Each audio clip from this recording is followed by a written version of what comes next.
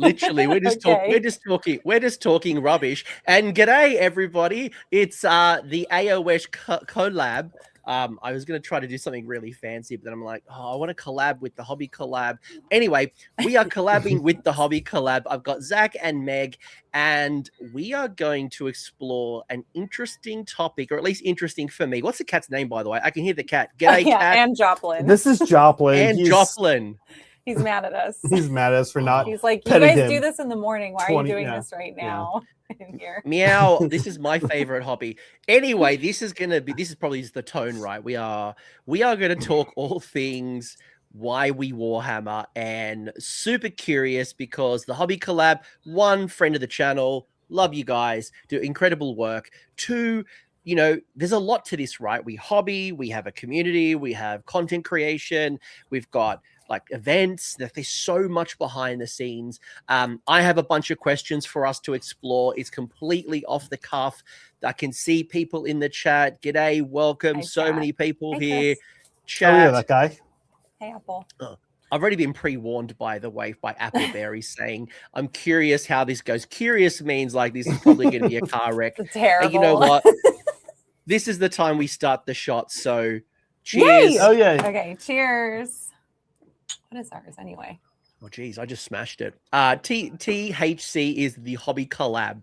So if you're not subscribed to them, go check them out. Link is down below. Much love, battle reports, content creation, all the stuff. You guys stream so much. I missed your stream, Meg. This For the folks who actually really, really upset about it. Well, it's like my sleep time. So yeah. Anyway. For those people who don't know what THC is, who are you? Oh, the hobby collab, not THC. Not the addictive sub. Not addictive. Not addictive, hey. actually. We're the hobby collab. It's beneficial. Really. Zach and I, we're married. We live here. Yeah, and Saray is our business partner. Saray does our hobby videos, our edited videos. Yeah. We have a crew of, in addition to me, Meg, and Saray, who are kind of the main business entities behind it. Not fun, I know, but we also have John, Graham, Brad. I'm going to forget people. You already did. Andrew, and then we have Drew, Steven, Brad. It's a big crew. Vino, it's Vino, one of our mods. He's in the other part of the state, but mods are like, I don't know. I consider our mods part of the team. Mods are a big part of the team for sure. So it takes a village, so to speak. No kidding. And I'm one man. I'm one man. And you're one man. You do it. So before we start, I did say something to the stream yesterday when I was in the chat. I said to Meg, I said, I'm going to start with a story and then we'll actually get into the real content. So I was telling my wife that we're going to record this weekend. She's like, oh, what are you recording? Because like she knows like battle reports and battle tomes. And I don't do battle reports, but I had your battle report on stream. I actually had your battle report on stream. Aww. And I said, I'm actually going to be doing a video with those guys, the hobby club. She goes, oh, I noticed your shirt, because she's seen this shirt in the wash. And she's like, oh, that's really cool. And then she says, seeing Zach on screen, I think it was your Cities versus Zinch, I think it was. Like not battle report yesterday, the one prior. Oh, that one. Yep. Yeah. My wife's like, oh, Zach's shirt looks like old lady curtains. And I'm like, he gets that a lot. I get that a lot. But I'm like, I really like your shirts. I don't know. It's a good thing, I guess. I don't know. How's this one? This one's kind of old very lady. 70s. It's very 70s. I feel like feels like I want to have some meatloaf and something. I don't know. You gotta rave. This is live. This is why we don't do this is live content. Somebody's donating over at our channel for some reason. Guys, donate to Coach. Yeah. Although this no. All right. We're just going to talk forever. We will never, ever get to the content. This will be an all-night stream. Yeah. I'm fine with that. It is like 12 o'clock in the afternoon on a Saturday for me. So I got 10 hours to stream. That's fair. let's do some rapid fire questions. Some of it came from the Alright. community. By the way, chat, we are looking as well. So if you've got questions along the way, we absolutely will bring it together. But really, we want to explore why we got into the hobby, why we do what we do, what are our motivations, what's our advice, like all the stuff, right? So let's do some rapid fire rounds. I don't know if we go Meg, Zach, me, Zach. I don't know how you want to do it, just so we're not talking over each other. Ready for rapid fire? Yes, that's a good order. Yeah. Sure. First ever Warhammer model you painted? It would have been something from Battle Masters. So I'll go with I'll just pick one randomly. The Chaos Knights. I'll say the Chaos Knights from Battle Masters. Masters, I was little. Yeah. This is not rapid fire. I'm sorry, I'm doing it wrong. I mean, I don't know either. I my guess is it was a Hero Quest mini. I probably took a model from Hero Quest and painted it. Probably an orc or a goblin. I used to play those when I was a kid. Yeah. How good was the Bloodthirster in that box? The OG Bloodthirster. Oh, the guy holding his thing up. What about you? My very first model probably was the Grand Theogonist, but I'm pretty sure I would have helped my mate paint 4th edition Bretonia from the box versus Lizardman without priming. Oh yeah, a classic matchup. Knights of Yore versus Lizardmen from the jungle. Classic matchup. Nothing says Warhammer like a piece of cardboard with Leon Leonkara. Yes. What is the most cursed paint color in existence? White. It's white. Just in general? It's so hard to use. Orange for sure. Orange is way worse than white. Yeah, orange is a jerk. White. Yeah, you really? Okay. I say orange. It's hard to find a good white. You got to put the brown under the orange. It makes the world of difference. Plastic or super glue?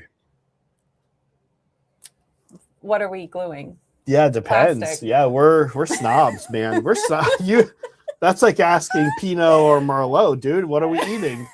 You walked right into that one. Yeah, I'll take that. Here they are. Here they both I'll take are, right here. Wow. Just ready to go. Did not know this question Just was right coming. there. Literally did not. What's in your I'll paint it later pile that you would want to share? Like, sorry, is this something we've started to paint, or is it something that's still sprue? It's in the pile. It's in the pile. It could be sprue, it could be non-sprue, whatever. You go. I don't know if it's on sprue. You've thought about this. You go first. People keep buying me Warhammer vouchers because I'm really hard to buy for. So I just go out and buy like all the gods. Yeah. So I've got like Alariel and Archaon and Nagash. And I had no interest in actually building these armies, but I feel like I should have these centerpieces. Yeah. Oh, mine is the Kronspine. I've been waiting to paint Kronspine. Like, I'm very excited to do something fun with my. I have fun Kronspine. building it. I know, and it's probably gonna like get legended before I ever get around to it. Honestly, for me, it's gotta be some terrain. It's the there's these all this like, and this is something not to jump the shark, but that I love about AOS. In 40K, you get all these ruins, and we get ruins too. But in AOS, you get ruins that are actually buildings being built. There's this kit, right? That where they have the lumber is stacked up, and it's the cities one. Yes, not cities. Sorry, it was like preluding cities. It's forever ago, right? I have that. I've been wanting to make a board for it for the channel. It's all assembled. I just haven't touched it yet. We've been busy, but I love that. I do love painting terrain. So that's got to be it for me. All right, actually, you've shamed me as well. I went out and bought a whole Chaos Dread Fort. Cost me like so much money. Yeah, for I a bet. display board for slaves that I started painting the trim. I'm like, yeah, nah, I'm done. And it's never going to leave the continent. You can come here. You can go to Europe. You're never taking that with you. It's way too big. Appleberry's asking, remind Zach what rapid means. Oh yeah. Okay.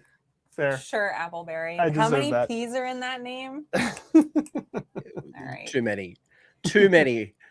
And the favorite one, the last one I might say is, because we'll be here till Christmas, is, well, I had a question. I had a good one. Oh, we'll just make random stuff up on the spot. Most painful hobby mistake you've ever made? painful hobby mistake. I mean, dropping shit on the fucking floor, because every time I do, I can't find it. It's horrible. I have built, I want to say 100% of the models that I have been given from GW to build, I've built wrong in some way. Not 100%. Yeah. And a couple of them I've been able to like detach and fix, but I have always made a mistake when building. How'd you go with the cog fort? I didn't touch that one, man. That was me. I was like, get me away from this. Inevitably, oh my God. Horus Heresy, Forge World. Storm Eagle? Is that the one that's a Storm Talon combined with like these kits? And just roll with it. I just started going and I was like, I'm not doing this. And I stopped assembling it and I put it in a bag. I offered it to everybody at the club. No one wanted it. It remains in the bag here. Wait, why don't we just throw it away? Saray said he wanted it, Okay. but then he never takes it. Throw it away. Yeah, very painful. That's on Forge World, not me though. Okay, that's fair. Yeah. I will say that I will occasionally take super glue lids off with my mouth, and sometimes super glue will get into my lips and or beard. No, Oh, wow. like literally painful. Well, like you're hobbying, right? You get the glue out, and Yeah. like sometimes it gets yeah. crusty, and like and then like glue gets onto your mouth. So like that's probably like the most painful that I'll do. Okay, Not often, that's pretty good. but like it's this false sense of security where I'm like, yeah, I'm doing all right, and then I'll do some glue, and I'm like, shit. Like, you're lucky you haven't chipped a tooth doing that. Getting glue in your mouth is. I'm always afraid that's going to happen when I do it. Lips. You're trying to take a super glue off lid with just your lips? Is that even And not even your teeth. What's the point of that? It works. Be quiet, you. Be quiet. Final question on this random one is community question from Polychrome. Now I don't know what this even means. I don't know what this even means. The question is, what's your favorite flavor of Slamsies? Real super brief. We do. I'm gonna say coconut. I've never had one, but I'm sure it's coconut. This is stupid, Coach. This is classic Polychrome. He's an instigator. He's asleep right now. He's in the Netherlands. Wake up, Polly. We here in the U.S. like to figure out new ways to get young people drunk. I know. I'll be quick. It's just a little ball of alcohol that you buy from this grocery store for $4 or the convenience store, and there's no right answer to this. They're all terrible. The least good answer is fruity cereal. You guys in Australia have Fruity Pebbles or like some kind of Fruit Loops? Yeah. Yes. Also, that would be the same. Yeah. Not the same, but the flavor profile. Gross. Yeah. Imagine taking that flavor of the milk and adding. Oh, it's milky? It's milky, creamy, and adding liquor to it. Okay. And that's it. Okay. Yeah, I regret saying this question. So absolutely. Now you have to answer it. Well, now see that name.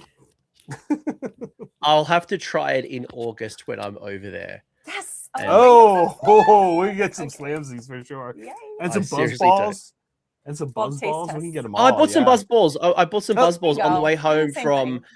I saw them in Dallas. So quickly when I was coming back from World Championships in Atlanta, we flew out via Dallas. I saw them in the duty-free store. So I bought these bunch of random like spicy margaritas, like the little balls. Yeah. Yeah. Like it's that. A Slamsy is that with a different. Right.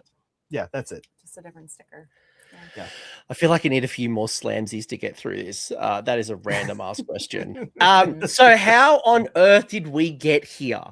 I think that's probably a good like origin story. Like maybe it's a villain story or a hero story, or just like how on earth did we get into this hobby and we do what we're doing? How did we go in and create these communities and channels and put in all this effort, all the stuff that we do?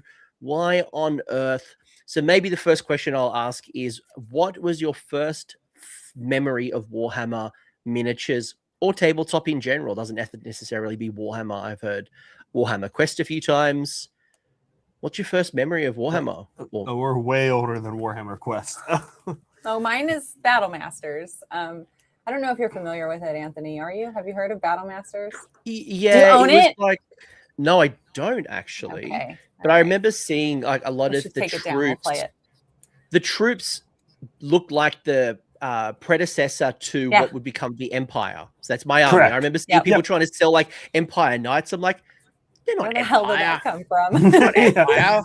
Is that a decal or a sticker? Yeah. That's actually a sticker. just a sticker, That's a yeah. sticker sheet. Yeah. Yeah, it was this mashup game with Milton Bradley that they did, and it's just Warhammer for babies. And my dad bought it because he thought it was cool. Mhm. This is like 92, so I would have been in 2nd grade, and he cleared the table and he's like, "Okay, girls," and me and my sister and him like painted, nerd shit. It was so fun. I loved it. Yeah.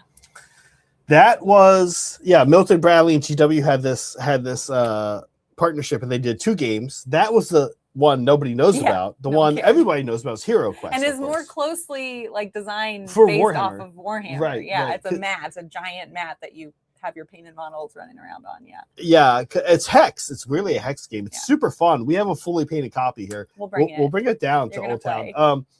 Tom was going to play too. But yeah, it's actually a So lot is of fun. Matt But for me, for sure, is Hero Quest, right? I'm 1982 born, so I was hitting that 90s right when that was coming out. Hero Quest for sure, and then pivoted into fantasy, loosely, but Hero Quest for sure, yeah. Which I'm sure GW loves to hear that worked. Yeah. What about you? What was your first? Yeah. I've got a bit of a soup. It all kind of happened at the same time, and I was just grabbing it actually from the shelf because this is my original copy of Warhammer Shadow of the Horned Rat. Oh yeah, which so like it's the original CD created by GW. It was this Warhammer Quest, to your point, always play the barb, get the extra attack dice, and 4th edition fantasy battle. So I'd actually moved away from my parents had been divorced. They went through like a really lengthy court battle. And when we moved, I actually moved up to like a rural New South Wales town in Australia. And I found these new friends and they were the nerds. Like I was really sporty at my previous school, then went and hang out with the nerds. And he's super like D&D, Warhammer, video games. Like that's where I found Blood Bowl and got given a 2nd edition Skaven army for mowing somebody's lawn as a payment. I'm like, yeah, cool. That's great. Oh, that's awesome. That's so cute. It's just random super things happen around the same time. That was kind of my little introduction to it. But then, like, as I think more, like, was there a specific model, army, White Dwarf article, like what you got you actually playing from? No, it wasn't Brisbane. Actually, close to Brisbane, a couple of hours south of Brisbane, but very close. But what was one of the models or articles or things that, whether it's a store or a person, what got you actually to go from this is a cool casual game of Battle Masters or Warhammer or Hero Quest to actually taking this half serious and building armies, painting, doing stuff? Do you want to go first, or should I go first? I think the first force I finished as a young high schooler, I'm going to say 9th grade, 8th grade, was Necromunda group. Who are the girls? Eshin. Not Eshin. Right? Yeah, not because there's Skaven. Whichever one it is. I picked last. Everyone picked without me, and we were all boys, and none of them wanted to be the girls. So I was like, I'll be the girls. Who gives a shit?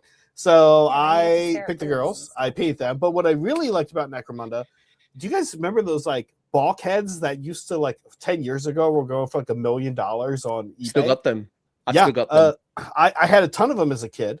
I think they're still in my parents' attic. And I was like, I could take cereal boxes, Fruit Loops, for example, and I can glue these together and put craft paint on them and do a little dry brushing. And I just got to build terrain. I was like, oh, wow, I could build like little cities with this. And so I'm going to name those Necromunda bulkheads. That's like what really got me into like realizing like, this is really cool. I can make little worlds and like, that's so cute. Little play sets. Yeah, little play sets out of cardboard. Yeah.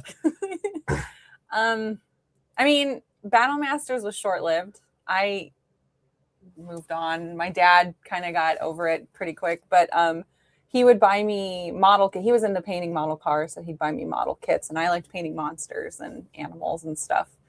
Then I wanted to get laid, so I stopped doing that. That's standard. Yeah. So I got laid for a while. Then I met Zach. We got married, and I wanted to get laid again. And I said, hey, that model looks really cool. We were walking in a mall and passing a Warhammer store, and I was like, that's super cool. What is that? And it was a Trigon Prime. It was when the Trigon Prime had just come out. And he was like, let me tell you. I actually happen to know what's going on here. and yeah, it wasn't like, me. I love this. Yeah. We went back in. They were doing a Warpstone challenge that weekend because it was the weekend it came out. And so I bought it, did it, and I won the Warpstone challenge, and I was pretty hooked after that. But I really like the painting. It took me a lot longer to get into the game. Another cycle of wanting to get laid, and then that was I like decided 5th ed 40K. She picked up a Tyranid army. I picked up a Tau army. We started playing. Yeah. This was 2008. It was a lot of fun. Yeah. We were painting a lot. Yeah. That's really cute. And I think I've got more questions now than answers from like, how do we find a partner who wants to get into Warhammer and get laid? I feel like it's the opposite of what happens in most cases. I've also got a lot of battle scars from the Khan effects, but from the 2nd edition one, the metal one, where it had like and like at that point, like as a kid, I'd help my friend, and we didn't know what pinning was. Like as a 15-year-old, like pinning was not a thing, and like just using industrial amounts of cheap super glue to try to keep these kind of effects up. By the way, you also didn't have like hobby cases as well, the transport, so you put him in like a little box with packing peanuts and things like that. And we don't do that anymore. Oh man, yeah. Metal Tyranid. You had your first Tyranid or Hive Tyrant was metal, and he fell apart all the time. Biovore.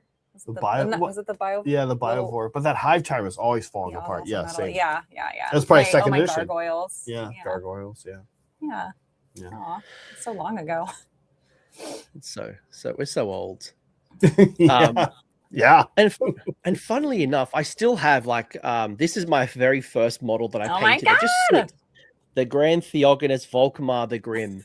There was something about the Empire, even though I love the guy, I just love this insane warrior priest of the cult of Sigmar that kind of led me into the Empire and, playing Mordheim with the Sisters of Sigmar. Zach, I was a Van Sar guy because they all look like a wrestler from the 90s called Steve Blackman, like the Lethal Weapon. So I've still got my original Van Sar gang here as well. There's just a lot of cool stuff that was kind of happening in the 90s. And even like you open the White Dwarfs up and it actively encouraged you to convert and kit bash and just do random crazy stuff that make your own terrain. They had a terrain book. They had a book that was like scratch build your own terrain. Yeah. How to make Warhammer terrain. I think I might still have it. It's such a good piece. Toilet paper rolls and Pringle rolls and all the stuff. Yeah. Was there a major narrative or storytelling element to your hobby, and where does it begin for you? Oh man, this was from Celefaze, wasn't it? Was this Trish's question? She has a similar question. She has one, but let's run with that. Let's say Trish said it. No worries. This one we actually we went through the questions last night, and we were in bed like, okay, let's read them out loud. And this one took us a while. And we know Trish because she's part of the SoCal crew down there. This one was tricky for us because I don't storytell. Yeah, me either. Like, we don't know. The answer's no. I don't do it. I want to say I paint practically, but then I'm doing NMM Lumineth, which is stupid. So, I don't think about the story really. I think like, oh, this is a painting technique that looks interesting to me and I want to try it. Or this is a technique that is really impactful but really fast, so I want to do it. Like the non-metallic metal, I want to learn it. So Lumineth, best place to do it because I'll be pretty comfortable by the time it's done. And like my Seraphon bases, it's just stamp. It's just like blue with a stamp, like of a neutral, sponging. It's so fast. So I'm like, cool. That I want to say sets the tone. Like, I mean, because then I like go through when I'm going through my Seraphon, like I'm just like, what color sounds good right now? Okay, that's what I'm gonna do. I don't know. Yeah, I love it. It's okay. Own it. Own it. Yeah. Definitely You're like do. you are like the complete opposite side of me, but like that's cool. Like we're completely different. Yeah. I feel like similar to Meg. I've learned about myself. I'm a little bit more of a style over substance kind of a guy. I like atmosphere. I'll paint. I focus a lot on the bases when I paint models, but it's less about telling the story and kind of more about atmosphere. And maybe that's a form of narrative, but I kind of like to just, make a base that and a color palette for an army. I don't really think a lot about what's going on when we're playing. I set up the board. I try to make the board look cool, and then I play. I'm okay with it, of course, but I'm missing that like, here's the story of the game that's happening on the table. I'm kind of like, cool board, cool models. Let's play and have fun. Yeah. So no, sorry, Trish. Yeah, sorry, Trish.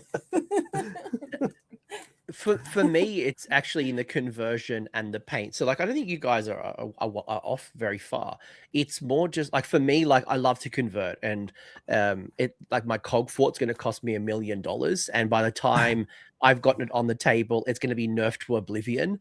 But for me, like it's that conversion. Like, where is it? Like, what am I trying to do, and how do I bring that story to life? I might not tell a story per se when we're playing. I mean, there'll be some fun little stories that come up, but like, I've found a real passion for conversion and kit bashing these days.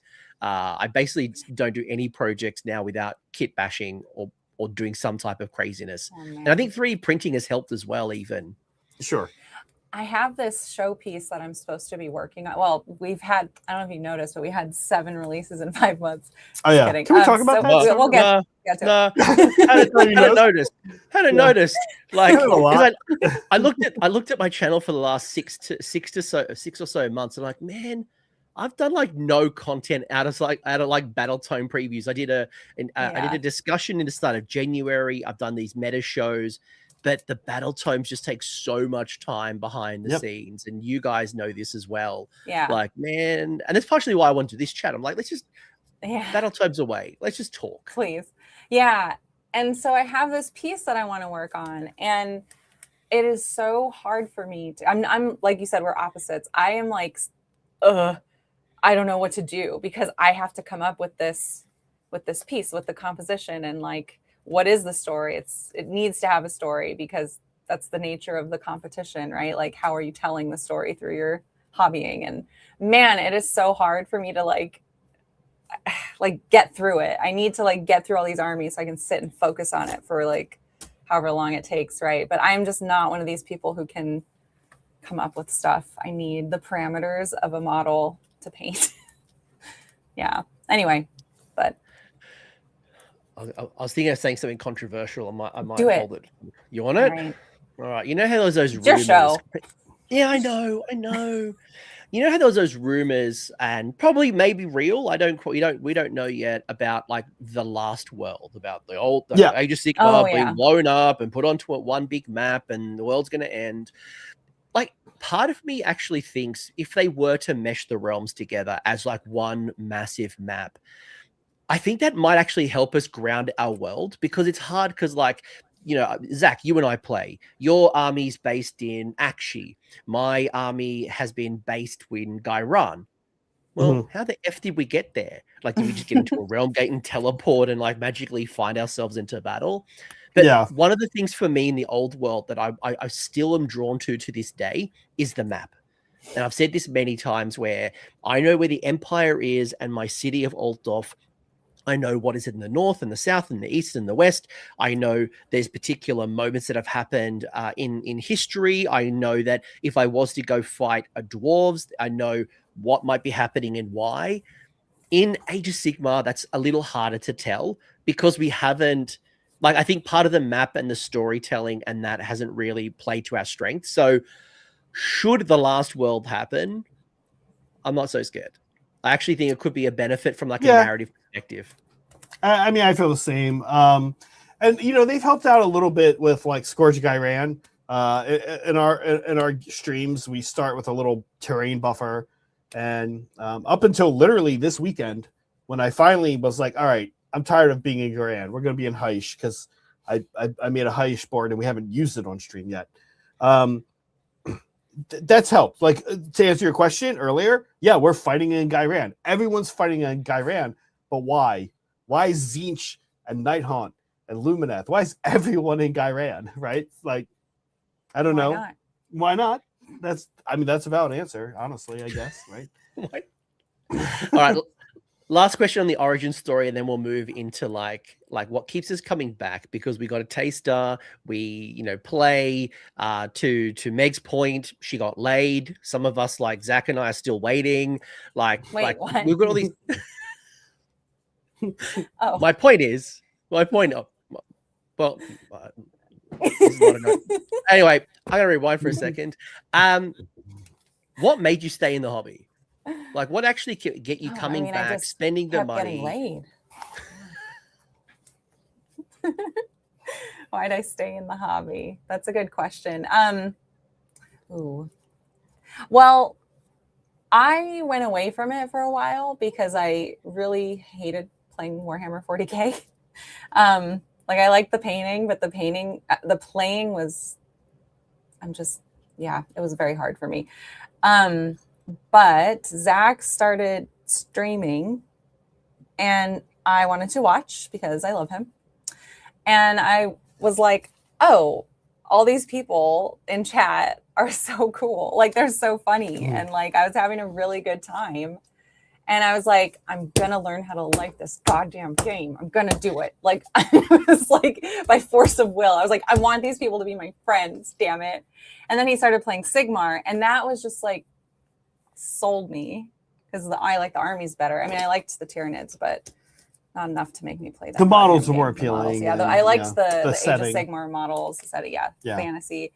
And it just felt sillier. So anyways, it clicked, and now I have all you guys. Like, now I do hang out with you guys all the time.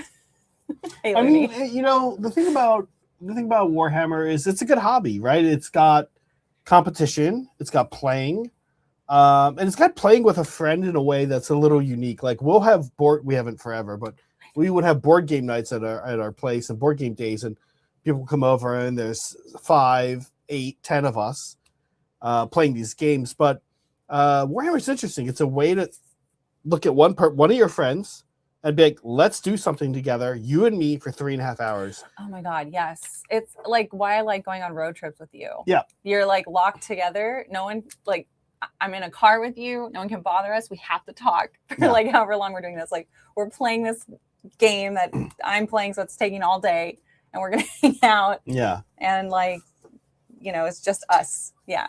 But it also, in addition to the playing part, it has this artistic part, right? It has this creative part where you are making stuff and making stuff on your terms, like you said, Anthony, right? Like, some people prefer more narrative. Some people just, I like these colors or whatever. But you paint something, you show up, and it all comes together. Like, it's a good hobby. There's a lot of hobbies out there. I think it's one of the good ones. And it is expensive, but man, other hobbies are really expensive too. Every hobby can be expensive. Yeah. It's interesting, right? Because I find it very relaxing, which is super bizarre. I mean, yes, there's like the motivation side and the community, and I love hanging out with my friends and having a common language and going to a tournament and all the stuff that happens around the edges and just having those random things. But even just coming home, like, I love just being able to like build and just zen out. Whether you put something on the telly or some YouTube, you're going to watch the hobby collab and stuff, like, you're chucking it on the chat, like, and just like you're painting, or you're like, I find real zen, and this is where you find out I'm a real weirdo if you didn't know already, but like, I find so much enjoyment from like scraping mold lines, just getting a kit out, I'm a builder. Like, I'd be happy to be a commission builder. Just clip things, glue them, scrape off the mold lines, and like, that's just relaxing. So I like building too. I kind of agree with that. Sometimes I do. Like I really, because I don't there's kit some bash. there's some kits I want nothing to do with it. Like Sure. the new blood hags, for example. There's a lady with like 2 hands. I swear to God, it took me 10 years to get. Yay! She's two right. hands. Oh. She's right here. Here she is. Yeah. She's right here. Yeah. It took me no. She's lovely. I love that one. No, there's one where she's got like 2 sword, like a sword with 2 hands above her head. Yeah. It took me forever to get those. Nice flex. Yeah. Look at me. I've got my blood hag all sorted. No, but it does. They must No, be but a hobby channel. they do kind of suck. Yeah. Yeah. No, I get you. Yeah, it's not built. I've always been more into painting, but building is like I always have a building and a painting project going, because assembly is like for me. My brain's not working very hard when I assemble. That's why I like it. And I'm not good at it. I just want to follow directions. I want to be told what to do. Yeah. It's very true, actually. It's very. Sometimes I just follow the box arcs. I'm like, you know what? You've done it. Like, it looks good. Let's just move along. Yeah. Was that Looney HWH saying, "Don't talk to me about building spearhead terrain." That wasn't so bad. I didn't think it was that bad either. He had some problems. Yeah, get out of here, we were Looney. talking about it. Yeah.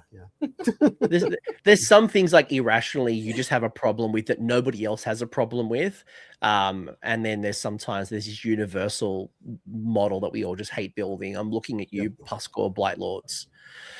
Kronspine. This is rough. Kronspine was fine.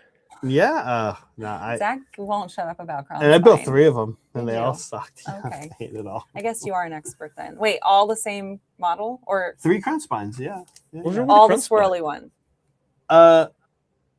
What? Yeah, the actual Kronspine. It sucks. Well, I thought you kit bashed one. Oh, and I kit bashed one. That's a different one. Okay. And I built 3 of the kit, right? Spirit hosts are annoying. They're definitely annoying. I agree with you on that. They're super annoying. Yeah. Okay. Yeah. But Spirit Host, it's like Kronspine. It's like these little swirly magic things. It's like, put this little swirly magic thing right here. This little, no, I hated it. And we have another one, like Meg said. She's building it. I'm not doing it. I want to build it. I think we've answered this question, but I'm going to ask it anyway, unless you want to build upon it.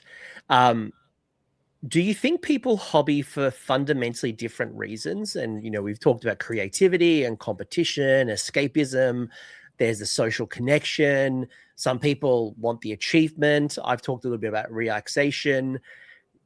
What's your experience from the community and your perspective on that one? Oh, me. Yeah, what do you think? I mean, yeah. Everyone has like everyone has different reasons for liking to do it and different parts of it that they like to bring them different. I don't know. I feel like I like it for different reasons at different times. I imagine that a lot of people go through that too. Like when I'm tired, I want to put something together. When I'm like, feeling like energized and well rested, then I'm like, okay, I'm gonna paint a cool model today. Like I want to get through this monster. Or play a game, yeah. Sometimes. I have been wanting to play a game, but I've been wanting to play with you. But then it's like, well, I have this deadline I got to paint, so that trumps the game. Right, because remember, in case you didn't know, 7 books in 5 months. So you know what? Let's deviate to that one.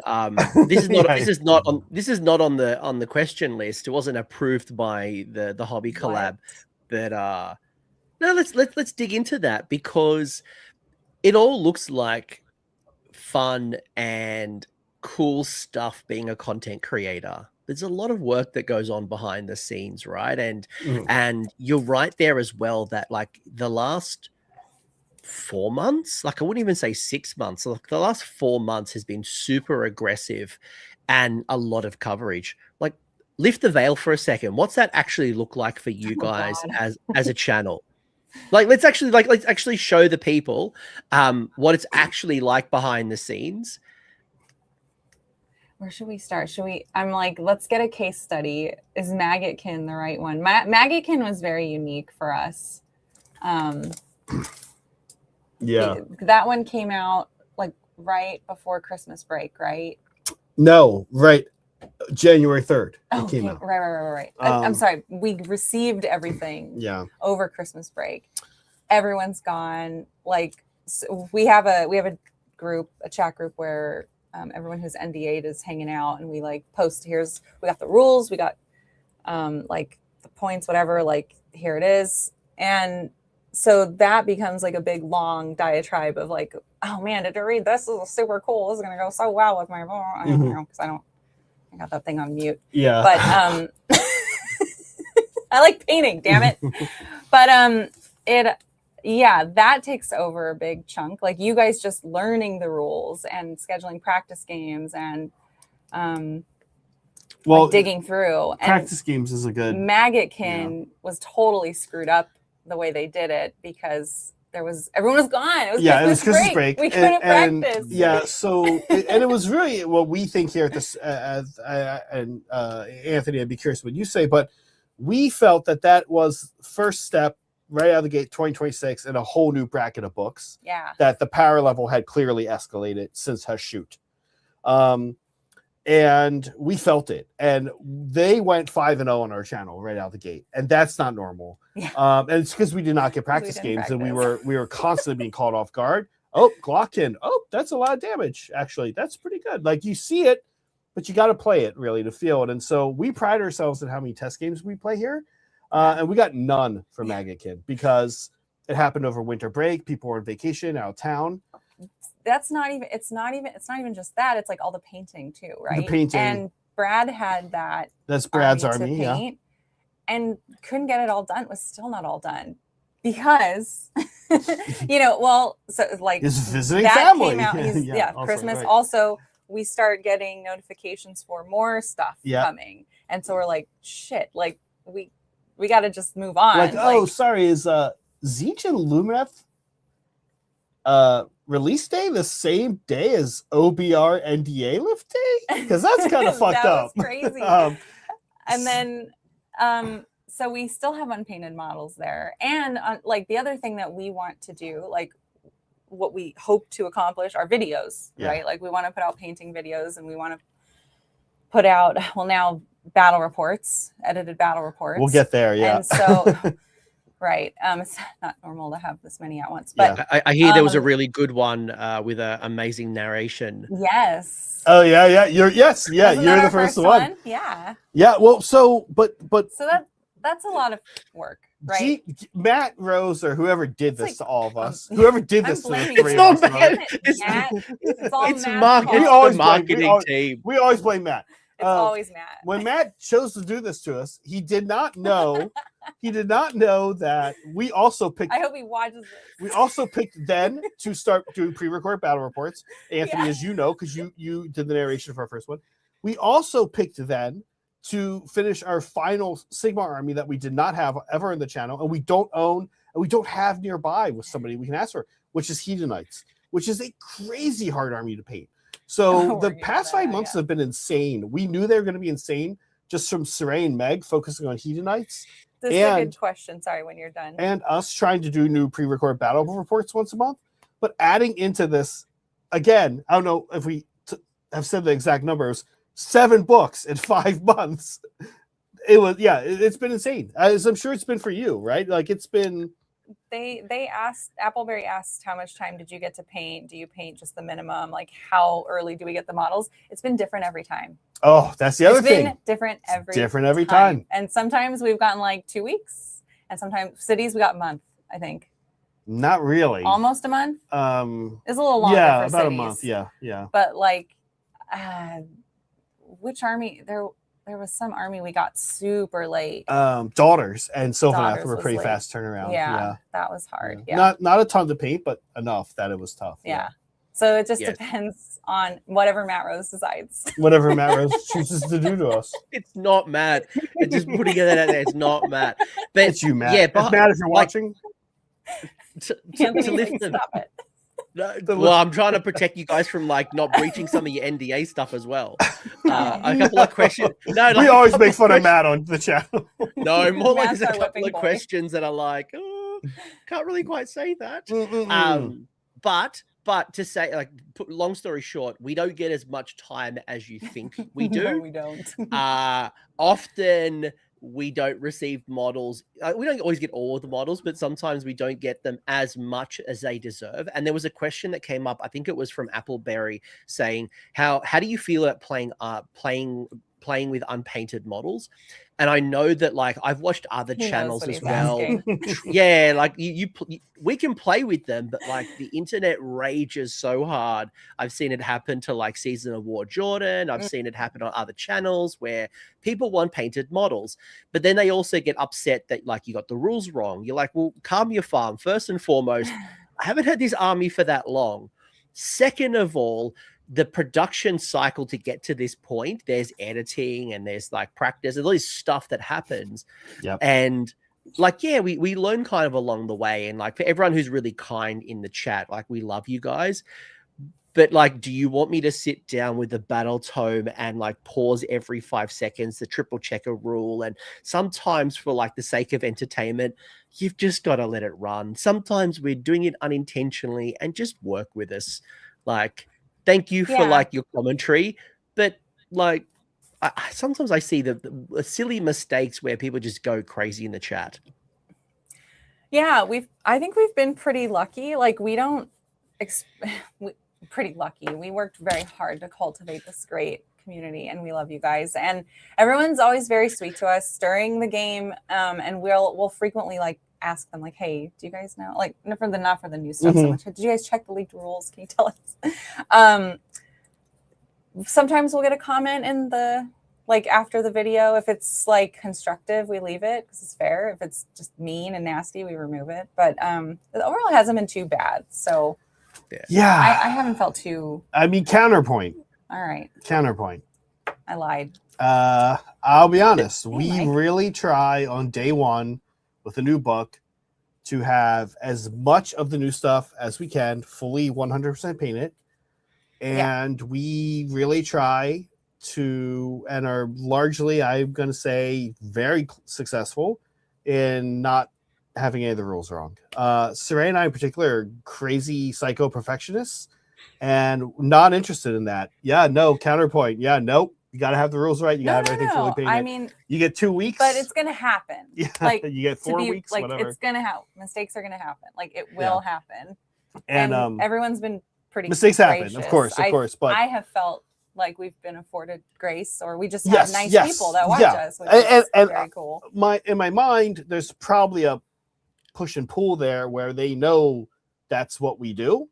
Yeah. And so when we don't do it, and look, to be candid, there's a lot of stuff, goofy stuff globally going on with shipping. So goofy. When we say, oh, sometimes we get stuff this soon, sometimes this soon. Also, we don't know. Like we're kind of at the end of the world. I know what you're talking about. What everything issues? shows up in Australia totally fine, I'm sure. We also have the luxury of having a really big team. Like,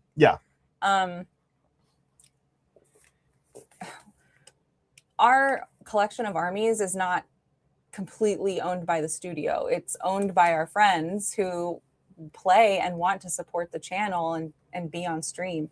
And they leave them here. And so we're really fortunate with like the amount of painting that we can share the load with, because it's like, oh, this is for your army. Do you want to paint it? Great. I can go do something else. Definitely. Right. Like, it's going to suck when, like, I don't know.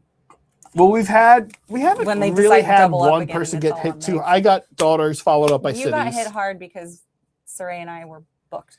Yeah. But for the most part, we've been lucky so far. Yeah. And you play a lot of armies. Yeah. You said the community is very supportive. I'm going to counter you. So a community question coming from Tomo. Tomo. Yeah. So nice. I love those questions. Yeah. So do you think the reasons people hobby differ between those with talent, referring to the hobby collab, and those who paint like a chimp with a brush, referring to me? Perhaps one is a expression of art while the other is a brief escape from their pitiful, meaningless existence. What are your thoughts? He's right. He's probably right. Yeah. Talk about himself, really. Yeah. Next question.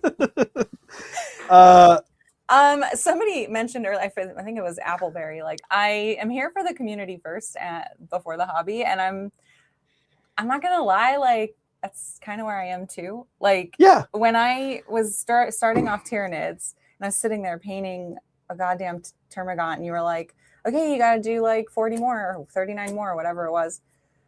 I was like, oh, I'm not doing this. Like, this is 39 horrible. sounds like, low, if I'm well, honest. whatever it was. I just picked a number. And you didn't play rank and flank of Warhammer where like I had Empire Spearmen or I going up couldn't to 60 to 60. It kills me. Yeah. It kills me. And when I started jumping into virtual hangouts, this is during the start of COVID, right? The tail end of COVID was when I really started leaning into it. And like people were joining in and talking to me, and I was like, oh, I could do this all day. And that's what I did. Like, it's really the community first. Yeah, I think the thing is that what's interesting is finding friends. People want a reason to coalesce around something. And the thing is, like, let's say we have this great community. We know a ton of people. You know your people, Anthony. We know you. All these different communities, especially for AoS, which feels like a really lovely, tight-knit community, honestly, for a game. And we love that about it. But if AoS suddenly ended, it'd be really hard for all of us to get together and be like, hey, you know what? Let's instead get into dirt bikes. A bunch of people would be like, no, I don't want to do dirt bikes. I'm gonna do bird watching. Like, we'd fall apart, right? It glues it together, right? It's why we're here in the first place, right? You just segued into the last question of this chapter, which was what happens if Warhammer disappears. I love that. It's like you absolutely love that. Yeah, like what I think to your point, it is community, right? Like like, plastic war dollies will still be around. There'll be other things, but you're right. Like, being a part of the Warhammer community, especially, I don't know when you guys really first started. But like, I was here when the end times happened.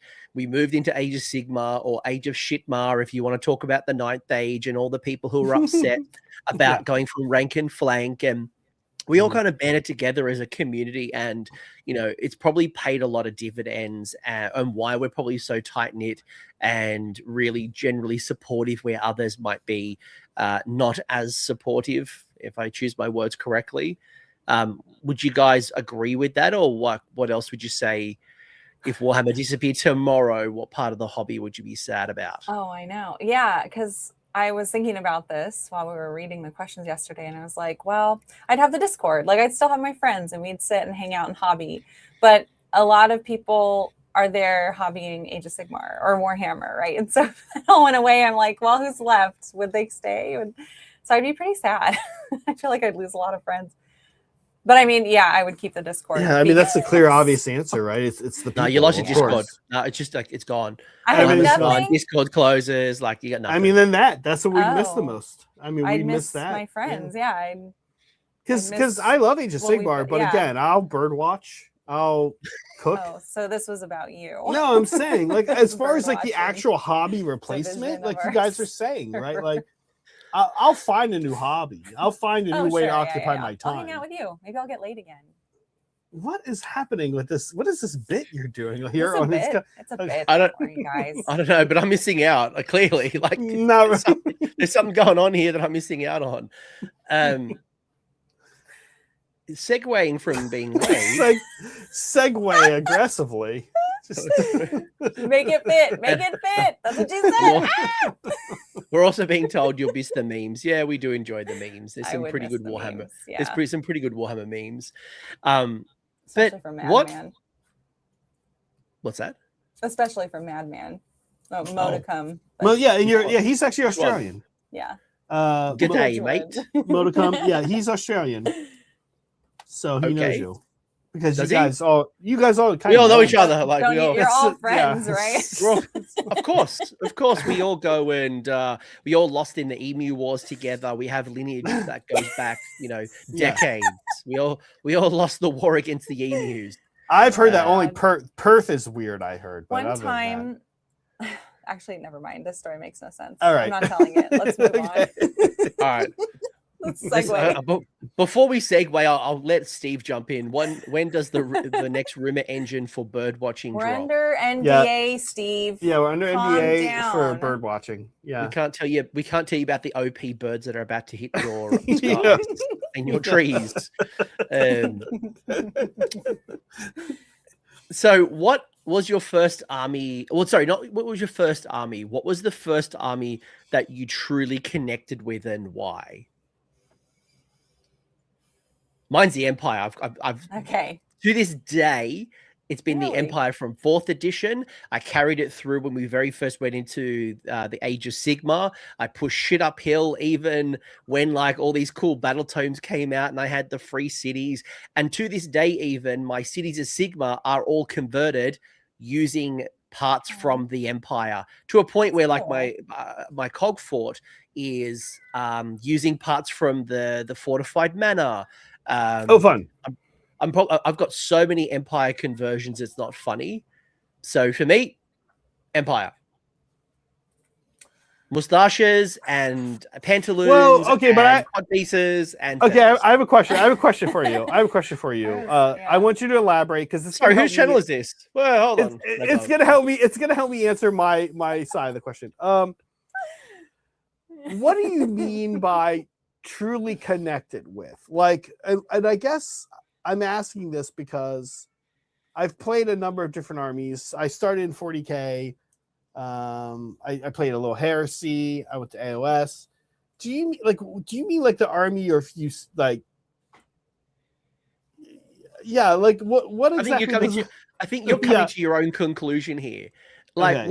What army do you really okay, so the 3 armies that I play with a lot in Age of Sigmar is, in no particular order, daughters, gits, and sons. So the 3 armies that I'm most known for. I have played Death, which I didn't really connect with. I've played with other certain armies like Stormcast and Flesh Eater Courts and Zinch, and I've played with a lot of armies, but they haven't really resonated, whether it's from a lore perspective or a model perspective or the playstyle perspective. Okay. So this doesn't have to be as deep as I kind of created it to be, but it's more just like, is there a particular army that you really connect with, that you go back to, or you have the most amount of joy with, or regardless if they are amazing or hot garbage, you will always still play with them? Okay. I guess I'd say Soulblight then. Soulblight was my first army. Oh no. Yeah, Soulblight. My first Age of Sigmar army. And I chose it because it was like the least boring looking army to me. It had lots of animals in it, or animalish type things, and not a lot of armor. I hate painting armor. And I don't think I quite got it. Like, I still don't know if I get it all that well. But I took a break from it. I did Seraphon. I actually really loved Seraphon. You love dinosaurs. I know the models. Well, the reason why I didn't do Seraphon at the time was because Zach was like, "Those are getting ready for a refresh. You should buy those." And then we're still waiting. So we're still waiting. Well, this was before Croxagores. Like all that stuff. Yeah. By the way, I want to interrupt for a second. The Stegodon, I remember getting into Seraphon, buying the Stegodon, seeing how small it is, and it just makes me sad. I'm like, this little Steggy, like compared to so much in Age of Sigmar, I'm like, I need a new Steggy. I need a new, like, Bastiladon is kind of okay, but the Steggy is just so small. Like a Steelhelm could get up on a Stegodon like without stirrups. He could just like hop right up on that. It's like a skateboard. Like you just jump on. Sorry, I just wanted to call that out because I want a new Carnosaur, I want a new Steggy, I want an Engine of the Gods. Like, give me some dinos. And those are the things I don't have yet. Well, you have Carnosaurs. You're 3 of them. The Carnosaurs, but those are fucking cool. But I went back to Soulblight after a break, and I was like, oh man, I actually really enjoyed it. Like, I love that I don't have to worry about dying. I hate having to worry about that. So that really speaks to me. In 40K, I went through Tau and Asuriani. I liked both of them. I played Thousand Sons and Heresy. And then when I did Sigmar, I did some Beast Claw Raiders and Daughters. Daughters felt pretty good. Like you, Anthony, I was like, oh, I like this. And and I like their lore, but I don't feel a connection to their lore. I'm like, okay, I like strong-willed women, but maybe not quite that strong, and or willed, or whatever the right word is. What? I'm watching Meg's face right now. Then I think I did, but really the army for me that I just love, and I still love playing, and when I don't play the channel, I can't always play what I want. We kind of do that, but we got to play the new stuff. But for me, for sure, it's Deepkin. You love. I love the lore. I love the models.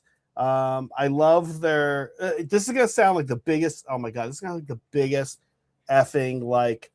Oh, here's a guy with a YouTube channel who goes on stream all the time. But I love their ability to just be forgotten. Like I love that they're just like, oh, you don't remember I exist. And nobody knows who we are, and we show up and we do our thing and we run away real fast. It's really cool. It's my play style. I love the hit and run. I love the movement. Movement's my favorite phase of the game. And the models are so cool, and they've been really fun to paint. Definitely for me, Deepkin. I'm really getting into cities right now, though. I will say that I'm loving the lore and stuff, but yeah, it's got to be Deepkin for me. Yeah, lots of fun. Lots of. I love the anti-hero vibe. I want more sea creatures. Give me more sea creatures in Deepkin. Yeah, we need a dolphin. Too many elves, not enough creatures. Give me like big octopus and dolphins, and I want like a two model cavalry unit on orcas. Just two of them, 10 health each, like gate gargants. Ships that are named after sea creatures need to be actual sea creatures in Deepkin. Well, they kind of are, right? Well, there's no orca. There's no orca yet. Yeah. I want like a school of fish. Give me like a swarm of like school of fish. Yeah. I want to terrorize my opponent with a school of fish. Yeah. That would be a cool like kit bash for that manifestation wave, like instead of the wave. Yeah. Tragus, love it. Yeah. And much like White Rhino as well, that gets to me is the army I always go back to. Like I love the ridiculousness of Gits and but what party gets like really do you like, right? It's like 5 armies. Spiders. It is. No. I wish they would actually bring out new spiders or squat them. Like, just do something with them. Like, something. Yeah. Either get rid of them or actually like re-release them. Like, do one thing. On, like, Matt. I hate this. Yeah, Matt. Yeah, Matt. I think I love I've painted 200 stabbers, so I surely do love like the goblin side and like fanatics, like that ridiculousness, and even just the little characters like the Gobbapalooza and Scragrot and all of that. But equally, like the Squigs are great, Trogs are great, and I just love the Gits and just the wackiness of what it reminds me a lot of what Warhammer really is. Like, yes, we've gone grim dark, and that trend has kind of continued. But when you go back in time, Warhammer was a goofy, fun game, and armies like Skaven and Gits retain that probably the best. Where back in the ye old day, fanatics used to be released from the back of a unit, and then they would kill your own unit before they got out and attacked the enemy unit. Like fantasy, like that's the ridiculousness. Like I love when Skaven blow themselves up. Like that to me is Warhammer. That unpredictability as opposed to guarantees 2s and 2s and just like what's going to happen. No, the world is crazy.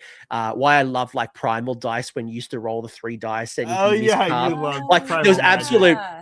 But you know what I mean? Like that those elements of just ridiculousness is Warhammer. Yeah.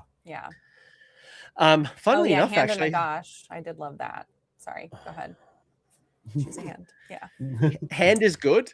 The Arcane the Black's old spell got me a few times, which made me sad. Where you remember we roll 9 dice, 6, 5, 4, 3, 2, 1, and then like a unit was destroyed. It's still that. That's still what it is. It's even.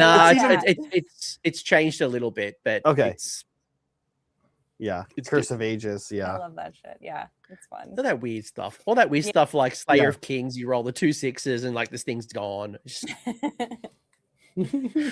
But our boy actually Broken Chef. I always call him Chief. Like I don't know why. Like Chef, you are a chef. It's clear as day you are a chef, but for some reason, Chief, you are my chief of my heart. Right, you actually good dude, really good dude.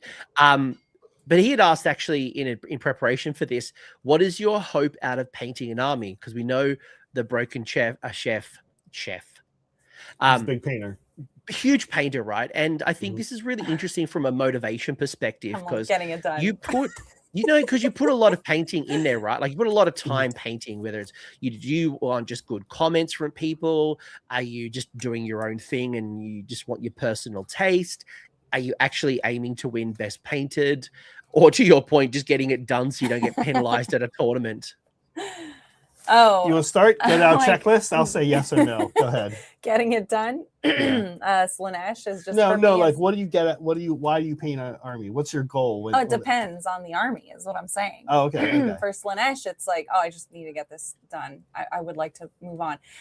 And to be fair, like that's not Slanesh's fault. I actually was. It's not Slanesh's fault. I'm sorry, Slanesh. I was very interested in painting them. And the army is like the lore, the Hellraiser vibe. Like I love that stuff. But we're like, gotta get it done. Like we have too many other things happening. 7 and 5 months. And by the way, 7 and 5 months. By the way, real quick to interrupt, Megan and Saray, especially Megan, but maybe especially Saray, worst fucking two people to give an army to and be like, you gotta hurt. Like the level that these two paint, they're not capable of painting poorly. Well, so they just, it's like, so this army is going to be beautiful when it comes out. I told this story this morning on Journeys. Saray, I was like, I just got over being butthurt because for Slanesh, we were gifted a bunch of models. Like I don't know if we paid a cent for that army. I really don't know.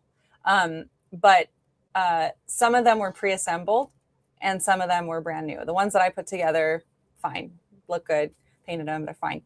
The ones that were sent to me, I was like, cool, done, paint, I don't care, and give him to Saray to do his part. And he's like, gotta talk about your flare mag because there's a bunch of mold lines. And I was like, I don't care. I just want to get this done. I definitely care about mold lines. It's one of the first things when people like post photos online. I want to be really supportive. Like, just show other ones. Nah, like I gotta bite my tongue because I'm like, I can clearly see them all, especially the old models. The old models, they're really aggressive, like Demonettes, for example. They have really aggressive mold lines. Yeah. You've got to scrape that off. That's why I was like, I don't care. Yeah, no, but that was Slanesh, right? And it's because we're in a rush and because everyone's stressed out and trying to, and then of course I make Saray paint them over again because he's like, no, Meg. Lumineth, my motivation was learning a new skill, NMM. I want to win best painted with that army. And I'm like, that matters to me because the painting is like my big motivator. But that is still in the works.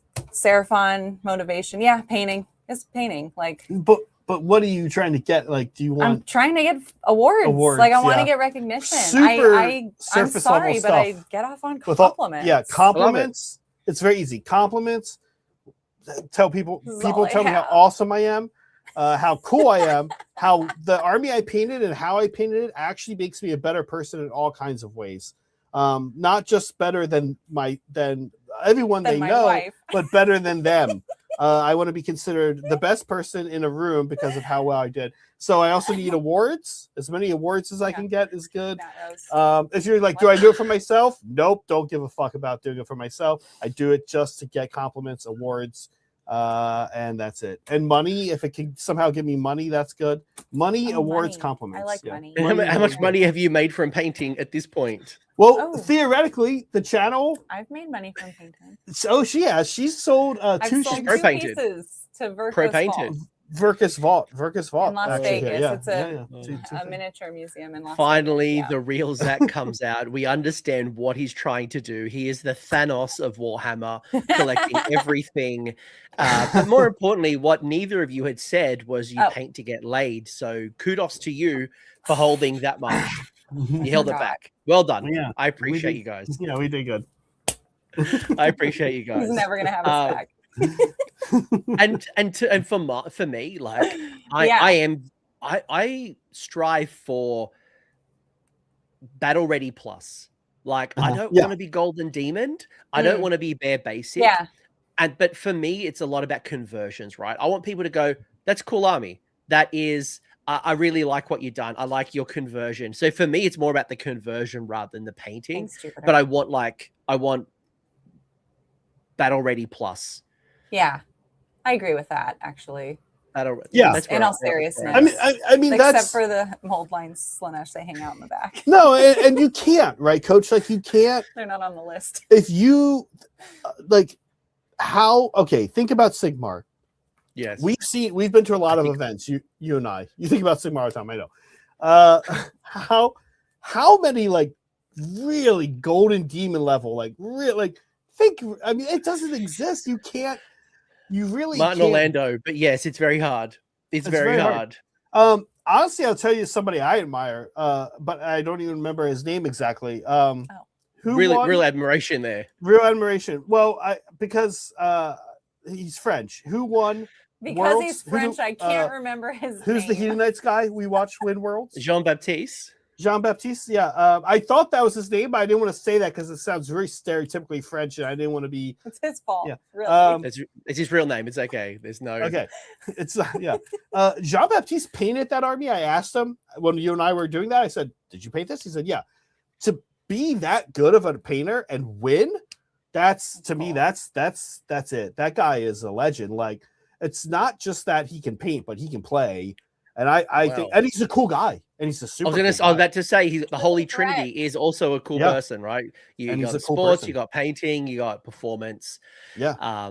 That's so funny. By the way, thank you to generally just Jupiter for the gift. Much appreciated. Everyone's loving you, by the way. They're just loving the real Zach is coming out. But I do have to ask you from Looney WH, an Irishman, an Englishman, and a Cogfort walk into a bar. The Irishman orders a pint of stout. The Englishman orders a lukewarm bitter. The Cogfort orders 300 gallons of high-pressure steam and a crate of, what is it? Anthracite coal? Good question. Yeah. The bartender looks the trio up and down and says, "I can't serve the big guy." "And why not?" says the Irishman. "The lad's got plenty of brass." Because the bartender sighs, "I know how this ends. He'll have one drink, start getting cranky, and before you know it, he'll be completely steamed and ready to bolt." But my real question is, how many Cogforts are you going to buy? So we already have one. So Games Workshop did send us one in advance. But I would buy two. Like if I didn't have one, comped, I definitely would buy two because I do like two. I'm also probably the kind of idiot that if there was a really strong use case, I would go out and buy one specifically for the army. So like I went and bought a whole set of extra manifestations purely to paint it in the theme of my Hellsmiths. Yeah. And I know that if I had an army, let's say I was playing Slaves to Darkness and I wanted to run them with like Chosen, I'm probably an idiot enough to go out and buy a Cogfort specifically for my Slaves to Darkness. So I say two. I'm probably lying. I probably would buy more. Oh, I want 4. They sent us 2, and I want us to have 4. A, so that we can have one for every alliance, and B, so that we can run the Army of Renown. I want to have 4 cogfarts. I want to have 4 cogfarts. Yeah. I mean, if we're taking a second to actually chat, just one quick second. Okay. List building, tactics, blah, blah, blah. Looking at the city's book, playing 5, or how many games I played? 6, 7 games with it now. I'm like, I can't wrap my head around taking 2. I don't think I would ever do that. Taking 1 is really good, but taking not 1 is also really good. So yeah, taking 2 feels weird. Especially when you put in like the gallants in there, right? Like you put the Cogfort with the gallants and probably like a marshal on foot. You're at like 900 points roughly. Yeah, it's like it's a lot of investment. Yeah. So I don't know. They're fun. It's a great kit. Like Meg said, I think ultimately for the channel, we want one for each Grand Alliance. Yeah. Matt Rose, 2 more, please. Yeah. Thanks. Matt, send us 2. Bring them with you. Just bring them with you. Please. Put them in your suitcase and bring them with you. You know what? Please. You know what? Just go to the store, take it off the shelf, and go. "Sorry guys, I got I'm a hobby collab. I'm a hobby collab. I'm allowed to take this off the shelf. It's cool. It's all good, guys. Yeah. Just write it off. Just write it off. Put it on Mr. Rose's bill." So what are you painting right now? Slaanesh. Hold it up. I have Hold up 20 bliss barb archers. my archers. Look, my archers. Yeah, a bunch of bliss barbs. Very nice. I'm wrapping up cities. I just today finished the last steps, and actually they'll be one of them will be on the table tomorrow. The Amethyst Death Mage and the Pyrocast. Anthony, now I have 10 blood hags. I got 10 more, so that's 10 more. Here. You definitely need 20. You definitely just need so 20. 20, yeah. But like I said, we always have a lot of kind of stuff going on. What else are we doing? We got terrain all the time happening, and I mean, that's mostly it, actually. I'm in the middle of like 1,000 wardens and archers with Lumineth too that I need to get back to when I'm done with Slaanesh. Yeah, take a break from Slaanesh to paint Lumineth. Anthony, fellow Daughters player. It's 10 blood hags, 10. I've never had melee stakes before, so 10 blood hags, 10 melee stakes, and some bat girls. Is what Canary. Canary is on my painting table right now. Daughters. Yeah. So I've got a tournament in 2 weeks from today, and I've converted. So this is where I said to you guys about the cog fort and how dumb I am. So my original cauldron, I'm like, I'm going to convert a cauldron off the base of Glutos, and it looks beautiful, right? Sure. Yeah. Sure. But then I found myself during the Scourge of Gyra needing a Blood Rack Shrine. So I'm like, okay, I need a second, which is what I've done. So now I have 2 cauldrons. But then I'm like, well, I need a third one now because I've got my Slaughter Queen on cauldron, my blood Medusae on a cauldron. So now I'm converting my third Hag Queen on cauldron. Yeah. Like, why do I do this to myself? I've got Yvraine, the Dark Elder girl with like the little kitty cat model. Oh, yeah. Really long trail, and had the spare wings from Dexessa that I've kind of converted up because I've used Dexessa as my avatar of Cain that I can't technically summon because I'm not running the snake cauldron. Yeah. Long story short, this is why I know I'll buy lots of cog forts, because I'm just a hobby little slut that I am.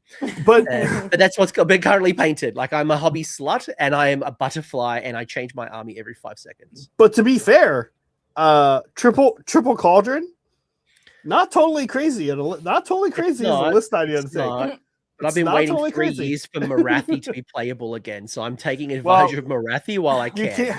You can't do triple cauldron and Morathi, but one or the other is pretty good. You could. Oh, you could actually. Yeah, you'd have no troops. Be about it. You might have 5 Canary, but you could. Send little Morathi to go collect objectives. Yeah. Question from the community, from Commander of the Cog Forts. How do you guys stay focused on the whole 2,000 point army or other large projects? I find myself swapping in to a new project faster than I can finish. And I think all 3 of us actually in really unique positions as well, because we do at times get products from Games Workshop where all of a sudden we get, like, we were painting our Slaanesh and all of a sudden there's a cog fort that hasn't been revealed yet. You're like, oh man.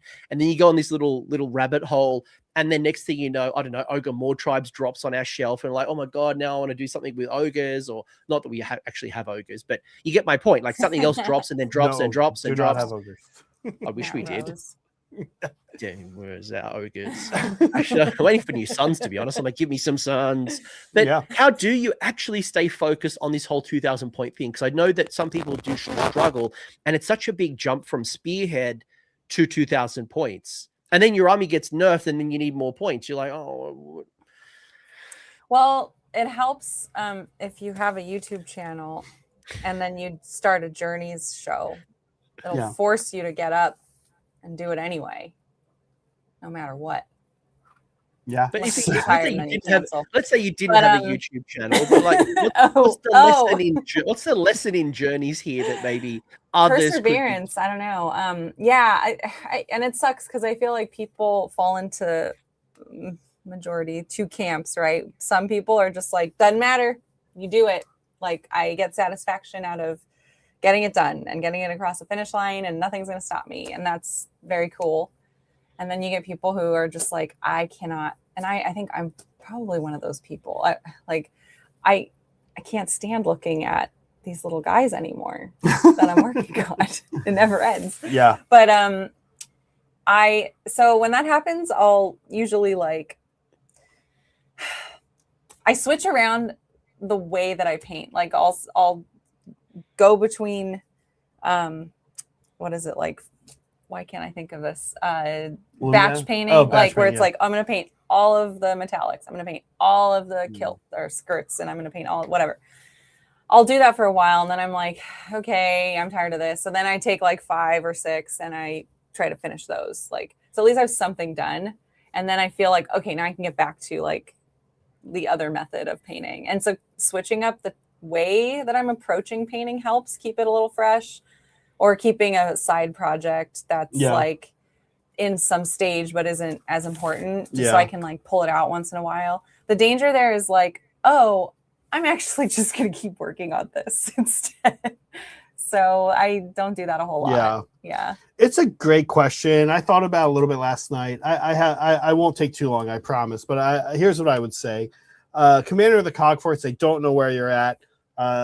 Maybe you're in England. I've noticed everyone in England, no offense, Appleberry and any other Brits in here. Brits are super allergic to airbrushing. Airbrush, step 1. What an airbrush does is it takes a gray model and it turns the gray model into all the boring parts are done. Now you get in and you do the more interesting, maybe more hard, but more interesting parts. But like you're not actually just laying down dark purple on 40 blood hags. Like, don't do that, right? Get an airbrush. They're cheaper than you think. Don't make excuses about ventilation. It's very easy to do. There's air filters. There's windows.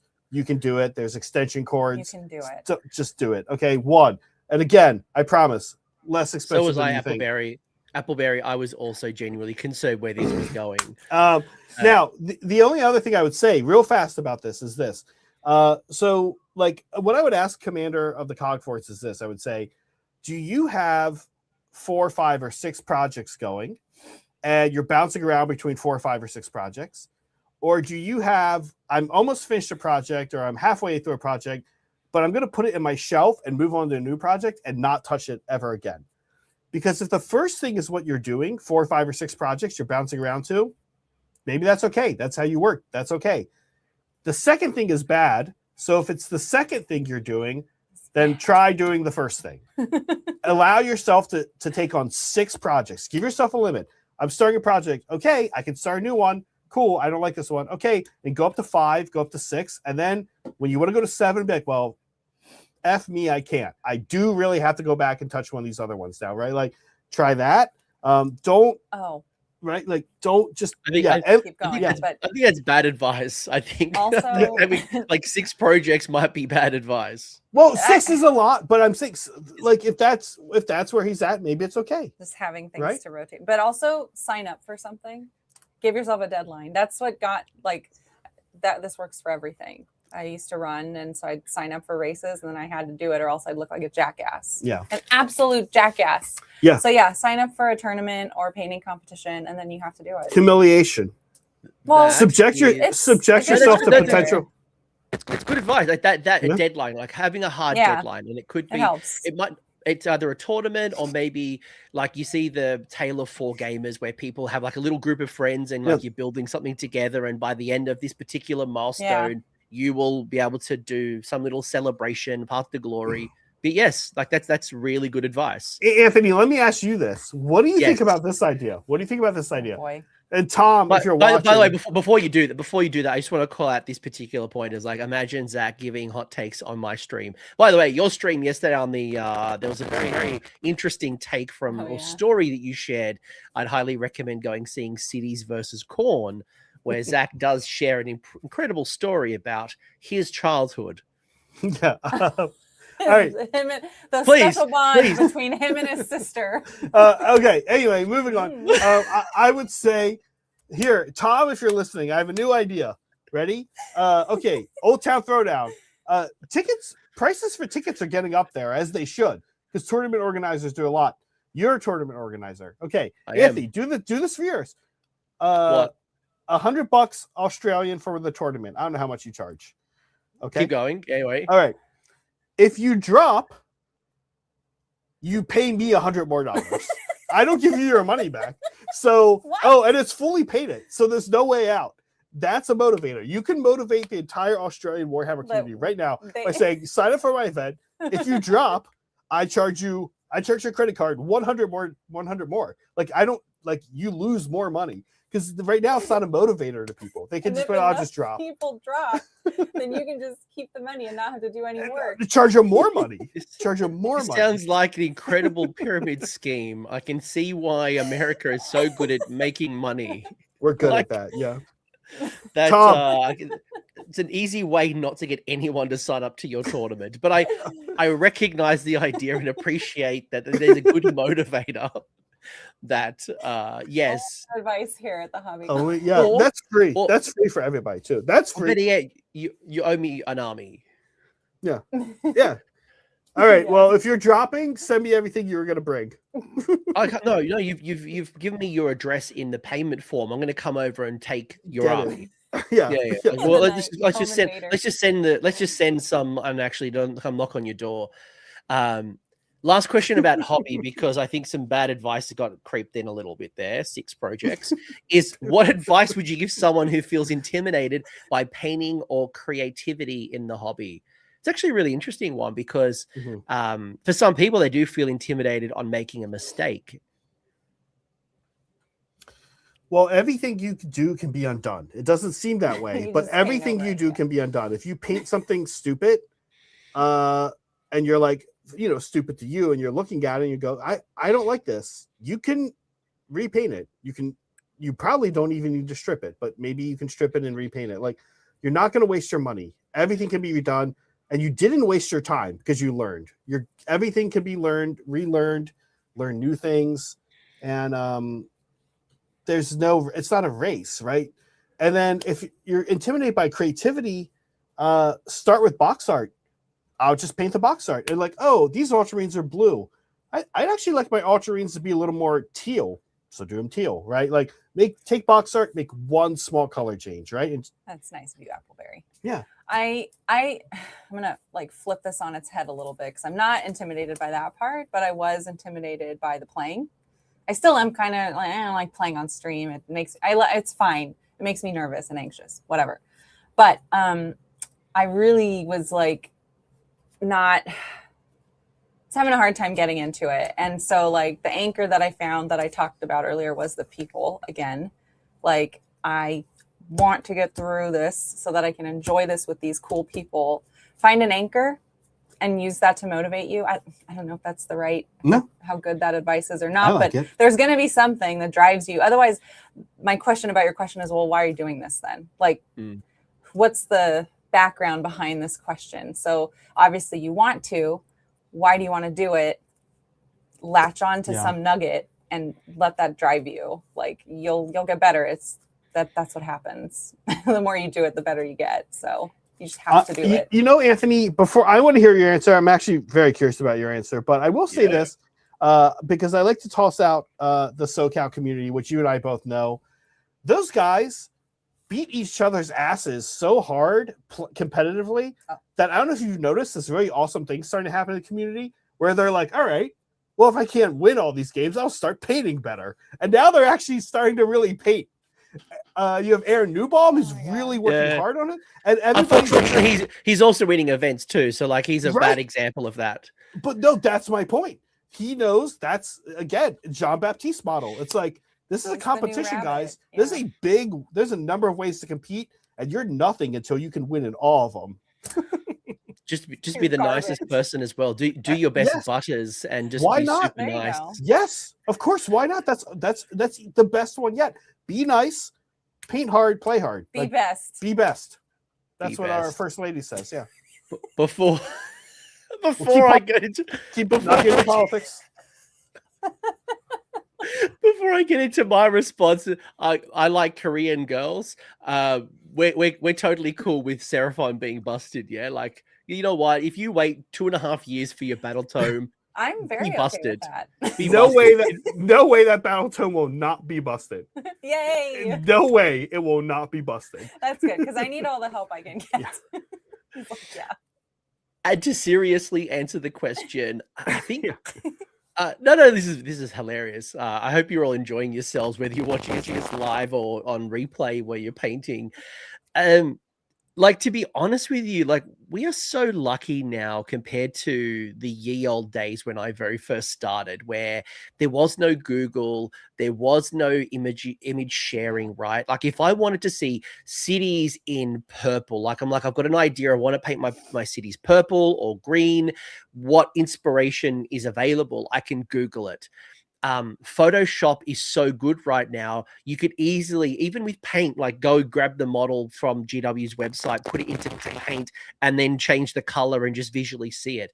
Or what I've been doing lately is I've actually been using ChatGPT's image generation and going, I've got a conversion idea of a cog fort and a steam tank. What could this look like? And actually, it does help you quite a lot. Yes, sometimes it gets completely wrong, but you start getting ideas. And then honestly, go find like GW has those miniatures of the month where you get one little model. Yes. Well, go test it. Go test your crazy color scheme or your weird idea, or paint one model and see if it looks like. And as you said, like, you can strip a model pretty easily. Like, it's just plastic. If you ruin it completely, go buy it again. If you don't like what you've done, strip it or just paint over it. Like, it's not as intimidating. It's not scary. Or even better, use a use an index, like, weirdly, right? Index card. Oh. You're kind of gonna see what it looks like. Like, just put the colors all together. And there's apps that also do this, like My Color Combo, right? The line between what a bunch of colors look like near each other to what they look like on a model is probably less than you think.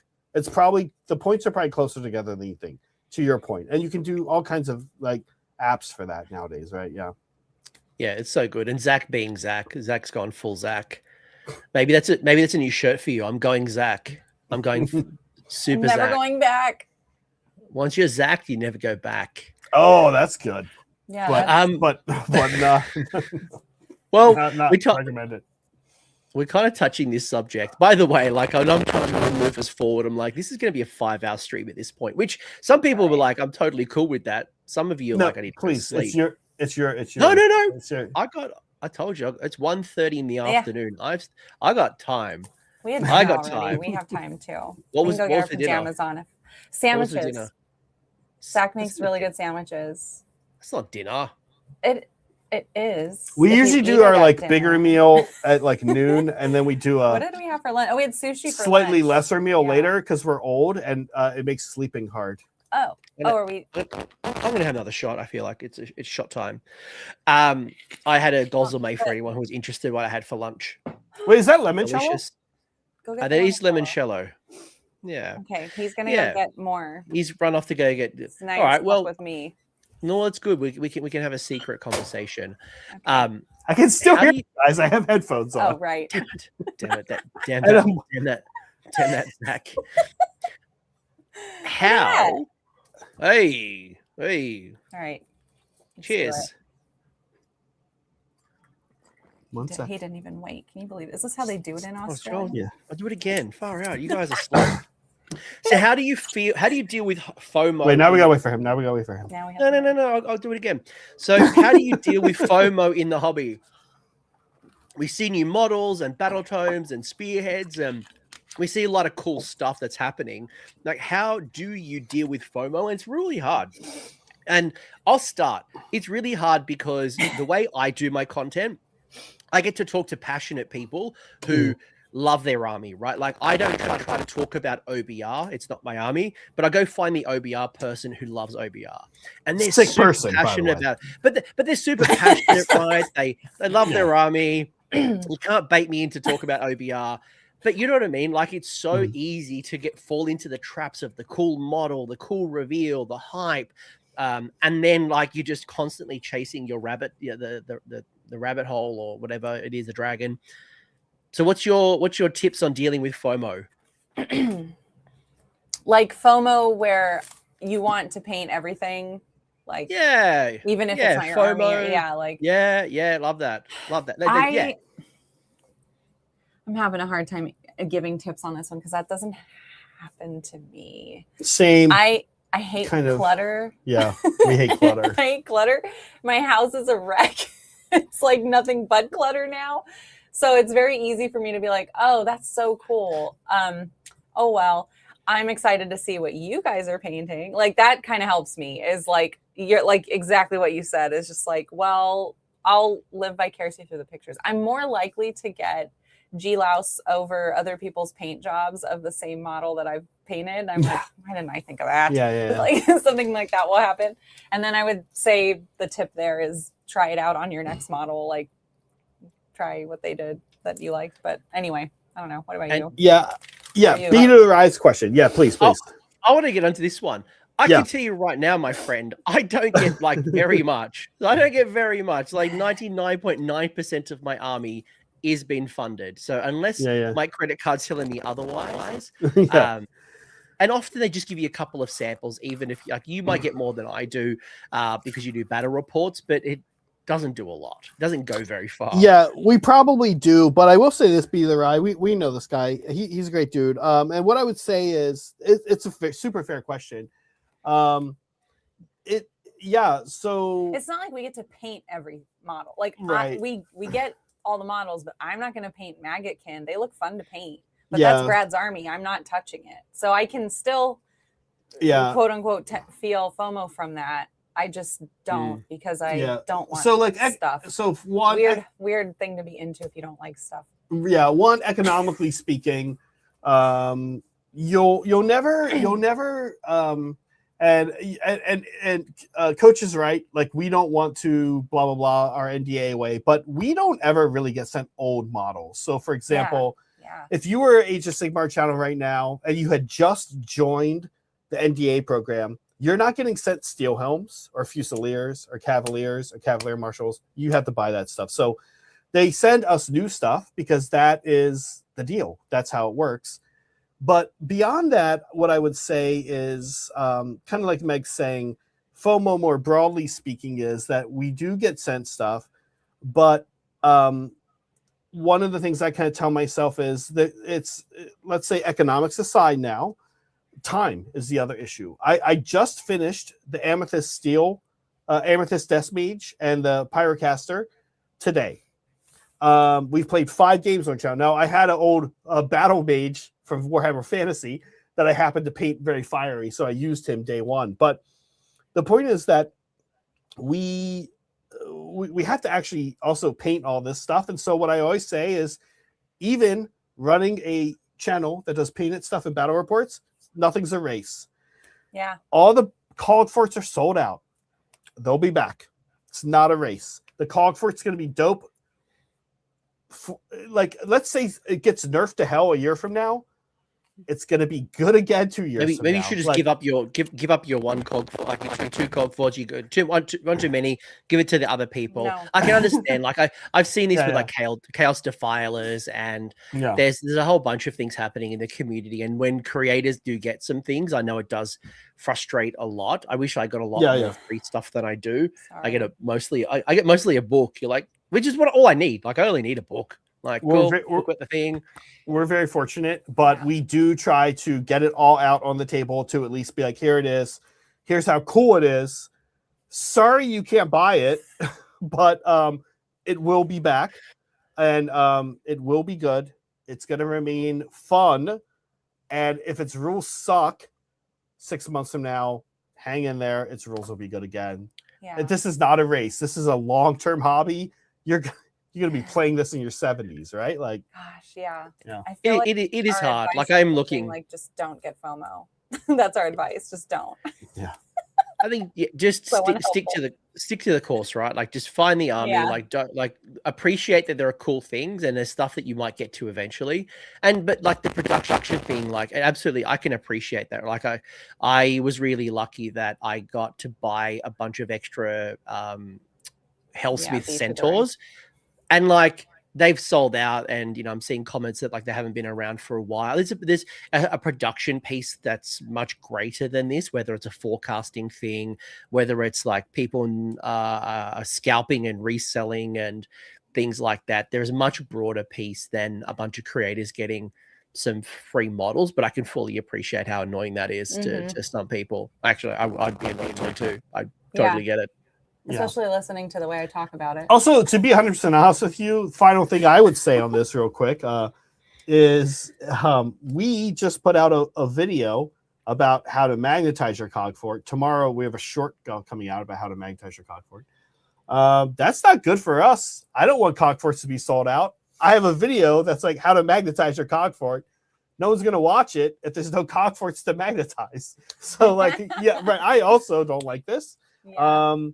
And as Coach said, not a lot of content creators get that much for Sigmar, especially, right? It's not that many of us, to be honest with you.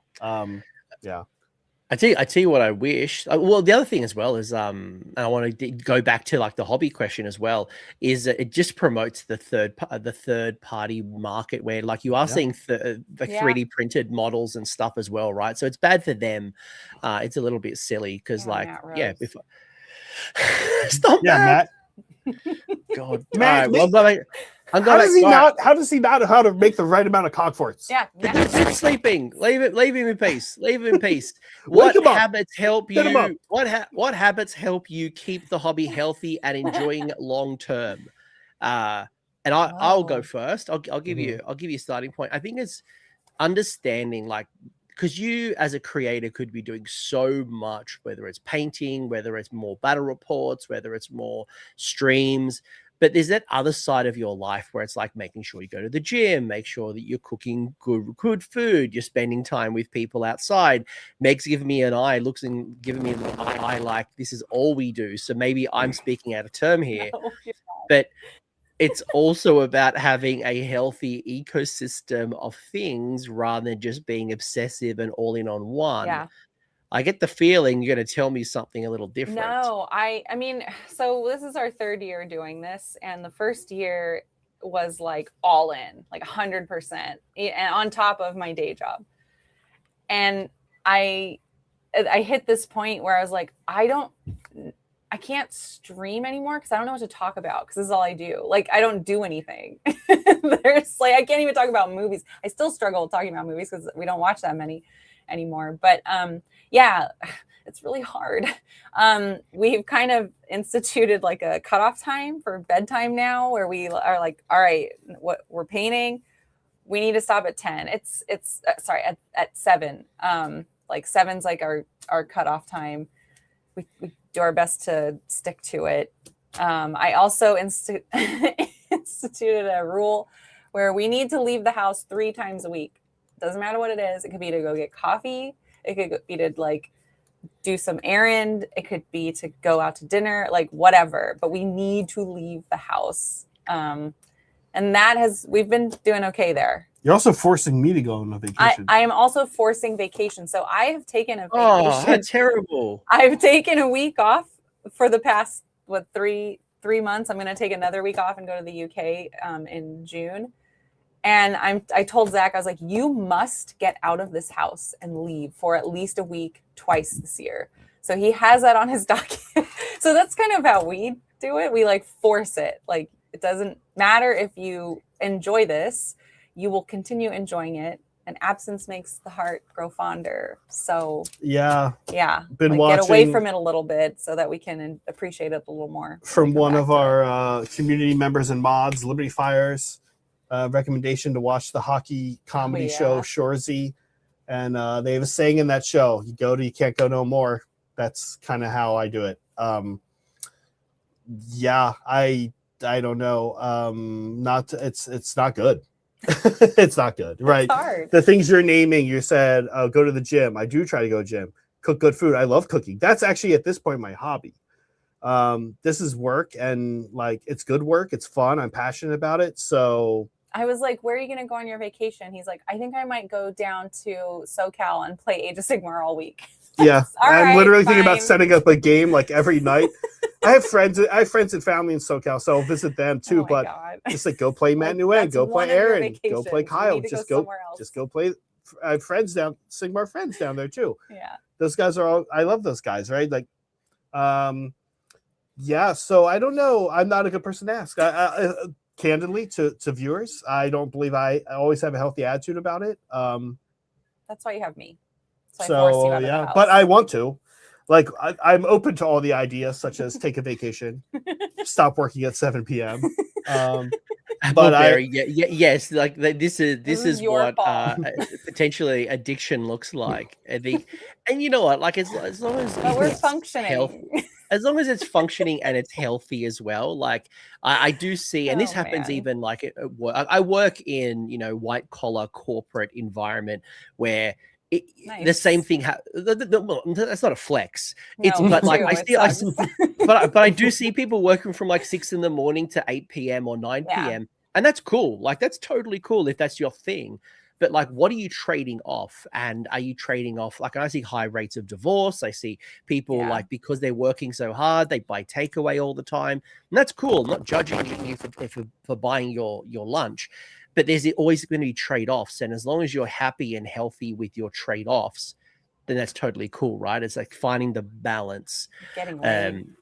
I mean, getting laid. Look, Warhammer is notorious for getting laid. The two he named are perfect, right? Like, I value cooking and eating healthy food. I love my own food the best. Not because it is the best. It usually is, but also just because it's, I don't know, it's like healthier. You getting what you make. I know, right? Zach, I know. Zach and Coach he was talking about. But and then not divorcing. Yeah, not having a divorce. Yeah, I don't want that. Like I absolutely don't want that. So yes, of course, those things are more valuable. But work, it's an internal competition with yourself. And it doesn't just have to be content creating. It can be the things I said earlier, winning games of Sigmar, getting best painted. It's often I joke and I say, oh, I want people to say my army looks good. I want to get awards, but it is an internal competition with yourself. Often you're saying, I could do this. I could be better. I could be the next John Baptiste, right? I can really paint awesome and play awesome and be a nice guy. And like, it's good, but how do you draw the line somewhere? I don't think I'm always good at that. Yeah. So these hard things are good. Yeah. Are you comfortable sharing your origin story like as an elevator pitch? If you're not comfortable, I'm totally cool with that. You're asking us for an elevator pitch? Well, like can do an elevator pitch. We met at band camp. We met at a fine arts camp. We met at a fine arts camp in 2007. I was the camper. He was the counselor. Incorrect. Not funny. Kind of funny, no, but not correct. Whoops, sorry. We were both... wrong time period. Yeah, those jokes aren't funny anymore. Oh, sorry. No, we were both counselors. Thank God. We were both camp counselors at a fine arts. Yeah, camp. we were in a grad school and undergrad. Late, you were late, and we met working at a fine arts camp. She was there for art stuff. I was there for music stuff, and that's it. Yeah. I think this could have been the perfect pitch. There was like I couldn't resist your crazy shirts, and it was love at first sight. What got me was him at lunch shoving a brownie into his teeth and being like, do I have something in my teeth? Like, it was so stupid. And I was like, this guy is my kind of guy. We were just being silly. Fun. Yeah. You were. It was great. Yeah. There you go. There's your elevator pitch. Yeah. Do you have any advice for anyone who's feeling guilty about abandoning a project or army hopping consistently? Oh, why would you feel guilty? Why would you feel guilty? Like, it's your life. It's your hobby. No one's. I guess if you spent, but if you spent money or like you've invested resource, whether it's time, dollars, maybe you've played some games and you've just realized this army isn't for you. I imagine that some people might feel like guilt for abandoning the project. I feel bad that people would feel guilty about that. You can always sell it. You can always give it to a friend and they'll play with you now. Like, oh, I have this thing. Or hang on to it. Or maybe you'll feel differently later, or I don't know. How I painted a Slaves to Darkness army right around the time we were starting the channel. Played a game or two with it. I was like, this isn't for me. That's okay. It's a great army to have here. Saray we then had this awesome opportunity, and Saray uses some of it. He painted his own. But let's say we were not, and we were just like, cool, Slaves of Darkness army, I'll still add to it. Someone comes over, that's a fantastic army to play game one with. And I don't think that they're cool, and I don't like their play style. They are cool, but I don't connect to the lore. Yeah, hang on to it. Make a great gift. A great gift. Somebody or just is like, oh, I'm interested in this game, but I don't. Hey, bro. I don't know. Hey, bro. We play board games. Would you be interested in We don't need this? to problem solve this, but I just like, it's really sad for me to hear that someone would feel guilty about. And you learn, like, your time. Something like this this meant to bring you joy, like, right, or pass the time, or just be a way to develop your style. Like, if it's not for you, great. That's great. Actually, you tried it. Yeah, it's not for you. You learned something. That's it. You paint if you paint it. There's always like something you can glean from it, even if that answer is that I don't really enjoy this, whatever it is. Yeah, there's always a silver lining, right? And you're right. Like, you shouldn't feel bad abandoning a project, but at the same time, you could sell it. Like, do you play Tabletop Simulator to practice it without any money? Yeah. Do you just buy one? Do you just buy one unit and just test the waters? Like, do I enjoy painting this before going all in on a spearhead or like a big army force? So maybe there's a learning there. Speaking of Liberty, you go on. No, great points. Yeah. Sorry. I was just going to bring up your friend Liberty Fires, who said, what are the top 3 things from the current season you hope continue in the next season? I like this one. Yes. So number 1 for me was the way they do battle tactics. Particularly. I love the way, you pick and then you're stuck with it. I'm like, cool. Now I don't have to make any choices. I don't have to think about this except for like how I'm going to get to it. And if I fucked up at the beginning, can't do anything about it. Oh, well, like, I cannot tell you how much I appreciate that. As opposed to picking each battle round. Yeah. Like the amount how much of time was wasted. How much time was wasted sitting there going, right, I got 6 battle tactics. And then still missing it. Yeah. Yeah. And then you can't do it again. Like, I hate that. Like, you get one shot and then you mess it up. And so I hope that stays. I also really hope Paths of the Fae stays. I love Paths of the Fae. It's not. It's so good. It's not only is it not staying, so Coach. Fun. It's never coming back. Like, neither is Linked Ley Lines. Wait, what? Wait, what the fuck? Wait, that's the best. That's my favorite one. Wait, what's wrong with Linked Ley Lines? That's like the best one, right? No, because there's a couple of battle plans that have survived the test of times, like Gift from the Heavens, Star Strike, Blood and Glory. Like, these particular battle plans have gone from 1st edition through to 4th edition. Oh, I think Linked Ley Lines is in there. No, Paths of the Fae for sure. What's wrong with Linked Ley Lines? Nothing wrong with that. I'm just saying, like, they usually refresh the battle plans every season. Oh, so yeah, I know. I don't see them repeating it at least next GBH. I'm not shitting on your thing. I'm not shitting on your thing. I'm just saying that. No, my point is when they do things? the best battle plans coming back for 5th ed like they did in 4th ed, Linked Ley Lines will be there. It's the best. It's the best battle plan. I don't mind it. What's your favorite battle plan this season? Sorry. You know what? Sidebar. You know what? I haven't even learnt them. I have, like, shit has changed so much. I haven't even learnt this season. So I'm like, you know what? Like, I don't care anymore. Like, just get me to 5th edition. Get me to 5th as quick as possible. I don't care about, like, how do I score it? What's my twist? It's late there. He's not answering. Let's just trying Matt. I don't care about it. If the name's not Gift from the Heavens or Star Strike or Blood and Glory, I don't care about your name. It's just like, what's your deployment map? How many objectives? What's the scoring? Cool. Third thing you said. I really appreciate the underdog stuff for double turning. It makes double turning way more interesting. Yeah. For me, I would just say, honestly, Megan and I rehearsed this answer a little bit. I was going to say Linked Ley Lines. I was going to say Linked Ley Lines. I was like, that battle plan. You know, Anthony, real quick, I will just say, Liberty Fires is the perfect person to segue this into because he tracks all of our data. He helps us track all of our data. And we will share this data at the end of the when the season flips over. But we have really, there's a lot of battle plans that are hard to play on the channel because the matchup has to be just right. And Link Ley Lines is always good. It's basically always a good one. Surge of Slaughter, Cyclic Shifts, there's a few, but so I like that. Another big one I would say is it's going to be, I mean, we're going to riot, Matt.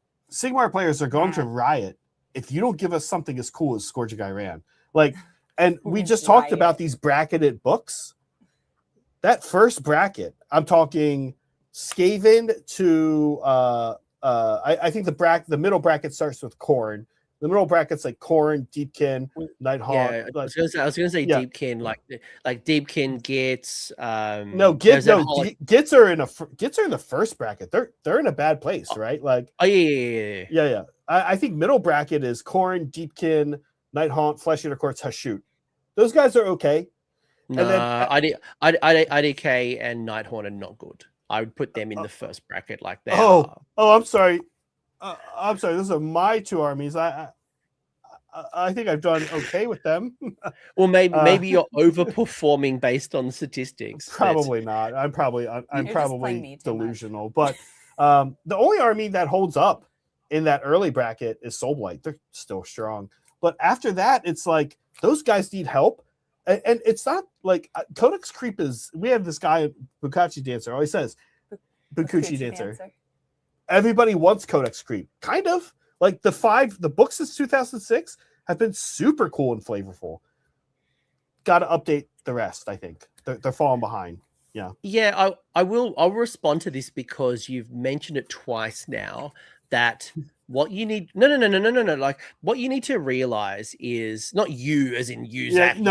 This. The R&D cycle or research and development cycle usually takes about 18 months. So when you look at the first 3 battle tomes, like your Orcs, your Stormcast, and your Skaven, they were all essentially 3rd edition battle tomes. And to a point where when Orcs dropped, they were actually worse off because in the 3 months between the battle tome being released and the index had been updated, like that actually updated within 3 months. So they actually went backwards to go forwards, and even then they didn't go very far, right? Yeah. Slaves to Darkness is index plus banner. You started to see slowly over time, and I think you said it, like Nurgle feels like probably the first real 4th edition battle tome. And I think it's because they've probably learnt enough about 4th edition where they can actually make meaningful changes. Yes. Everything prior to that is really a third edition battle tome, or what they think 4th edition looks like. Correct. And that's why when we say power creep, it's actually like they actually just understand 4th edition and they've had enough writing time, but also practice time. Like they've actually been able to play test it properly. Data from the community. Yeah. All that stuff. Right. Yeah, absolutely. Yeah. But I do agree.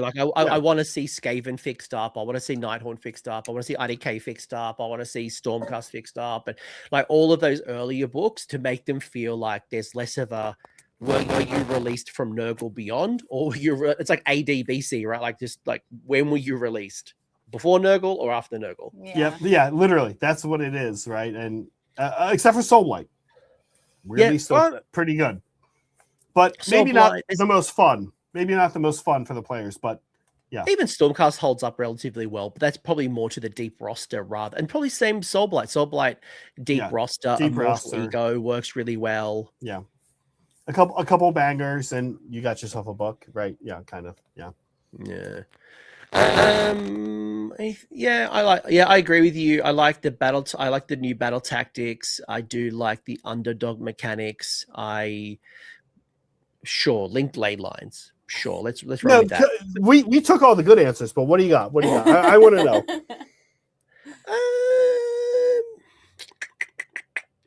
I agree with you on the Scourge of Gyran, and I'm hoping they continue it. It's going to be interesting, right? Because are they going to release a whole bunch of new Scourge of Gyrans? As you're just going to repeat the same ones because some of them are really good. Like Skaven, perfect example. Your Screaming Bell is very, very popular. What does Skaven look like when that particular thing drops off and there's no soggy war scroll? But on the flip side, like, do you just continue it and not improve something else that needs to be improved? I don't know, your pestilence people, or like improve some vermin lords, whatever it might be. So it'll be really interesting to see what they do, if anything. But I'm wondering, given that this will be the 3rd General's Handbook of the edition, and usually that's the wild one, that's when we got primal dice. Are we going to see a primal dice style of, okay, well, shooting's been really repressed. Is it going to be all about shooting? Is it going to be all about melee? Is it magic again? And we go crazy again with spells, and endless spells are free, and like, are we going to see madness? Are we going to see madness again, or what are we going to see? Yeah, I think it's a good question. I'm like, I don't know anything. I feel like I'm excited for whatever they do. We don't know, and Scourge of Ulgu. Scourge of Ulgu. And everyone can teleport. Everyone can teleport now. Would Marathi allow a Scourge? I think she would not allow a Scourge. That's why she's so mad. She'll be all souped up. I don't know. Maybe she would. Scourge of Marathi. The Scourge of Marathi. Let's do it. Let's do it. Let's pivot to content creation. And why did you start creating content? Because this is like a big step, and I would say that it's a big step to go from creating content to even like being as dedicated as you are, with multiple releases a week, making it a part of your work, and the investments that you're making as well. Because like, I could be a content creator and post pictures on Instagram or release a video occasionally, but like, to actually go as deep and as the breadth that you've done as far.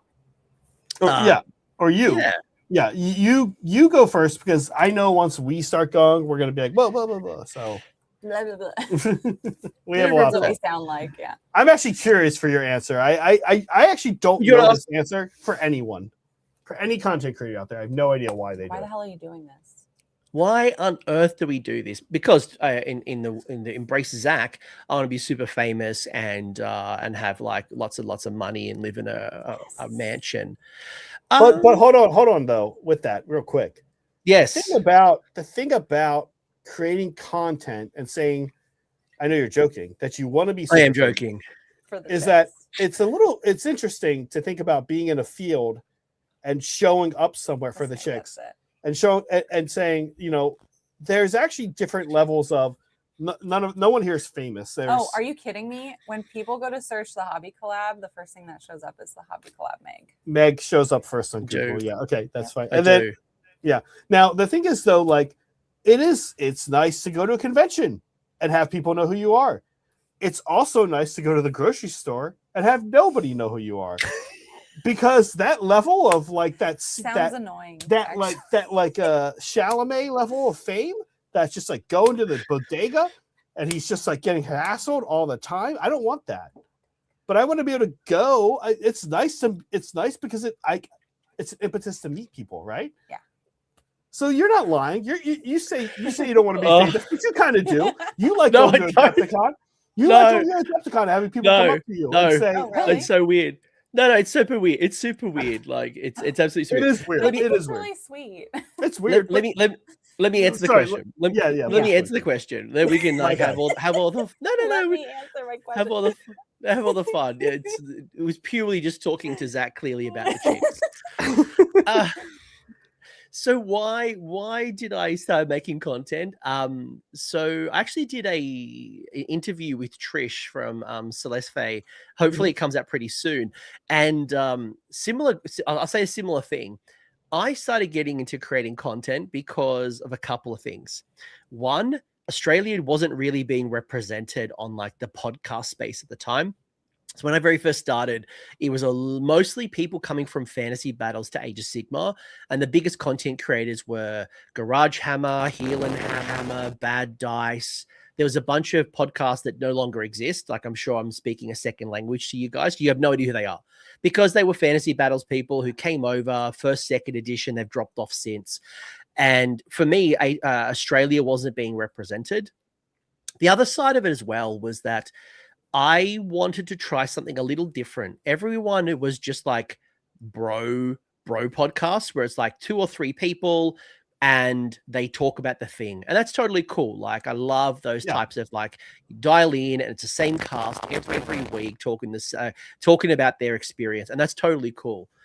But for me, it was like, there's a lot of these people talking about battle tomes where they don't quite know exactly what they're talking about. They're not playing the army, not thinking about the army. Yeah. They aren't doing the list tech. They're just picking up the hot takes of, like, what's broken and what's cool and what they think is cool.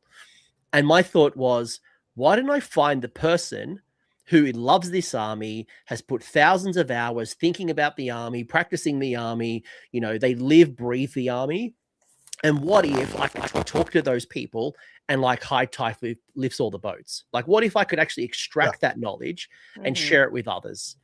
And that was kind of like the premise of, like, what I've done and why I do what I do.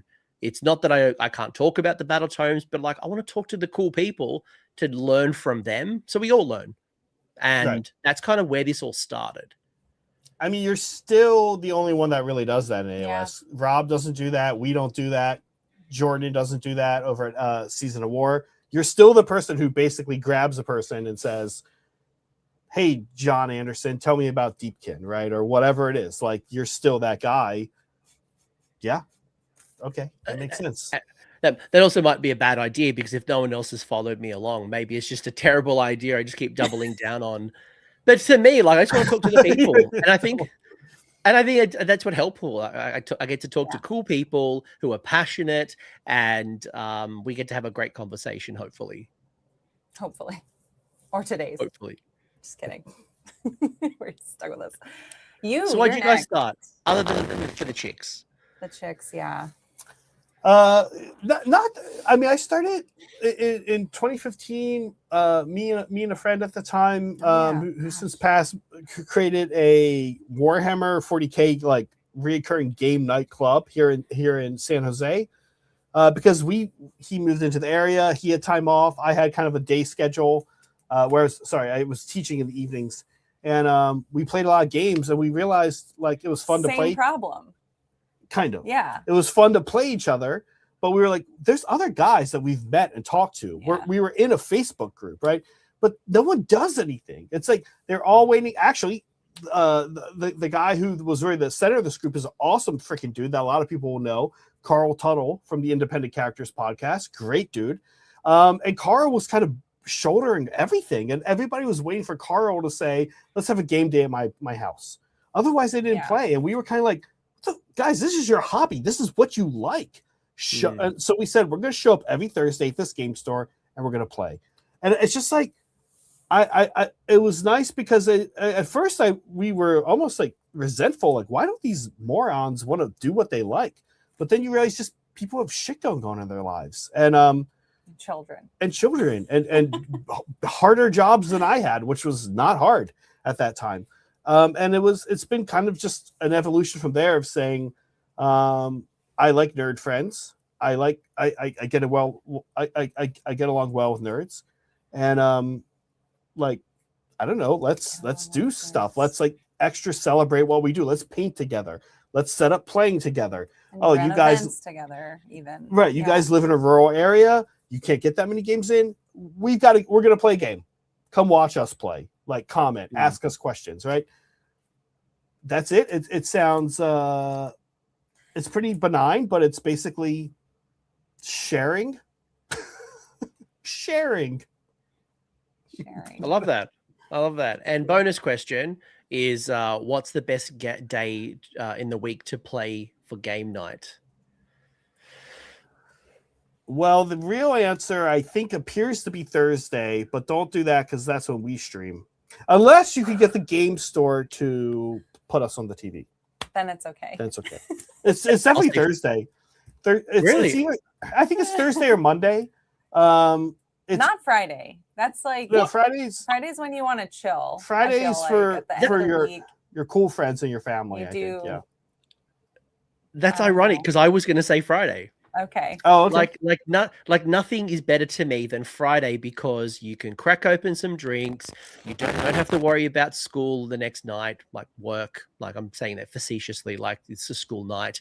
But like Friday night, you can stay as long as you want, have 2 games, not have to worry about getting home at a certain time and getting up early in the morning, having drink, ordering like our games clubs often will meet on a Friday and we, you can order, takeaway and, like, I don't know. I find Friday a lot more casual. I log off early at work. So like I might log off at 3 or 4 and then, get to the games club set up by 5. That means I can get 2 games in. Oh, interesting. I bet it's super cultural, right? Like, well, for me, Friday, I'm like tired by the end of the week. And I'm just kind of like, Friday is my do nothing day. Well, but in Silicon Valley, a lot of the big companies do work from home on Friday. That's super common. State jobs and a lot of state jobs in California, you have off every other Friday, and local government jobs. So Thursday might be like, oh, okay, normally I have to wake up at 8:30 to get to work by 10 because tech starts late. Now I have to wake up tomorrow at 9:55 to start work for my first like all hands at 10, but it's digital. It's like I just straw out of bed. So maybe it's cultural. I wouldn't be surprised. Looney, who asked this? Looney?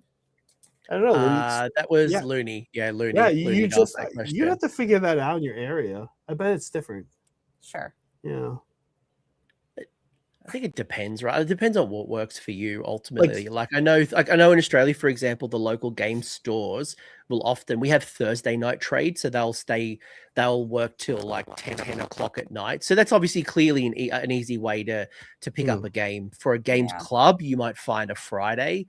The challenge is, especially at least for my age demographic, most people have kids, right? So Monday they might have, kids sports, or they might have music stuff. So they might not be able to separate themselves from school activities, while a Friday, there's usually very rarely a school activity for their kids if they happen to be parents.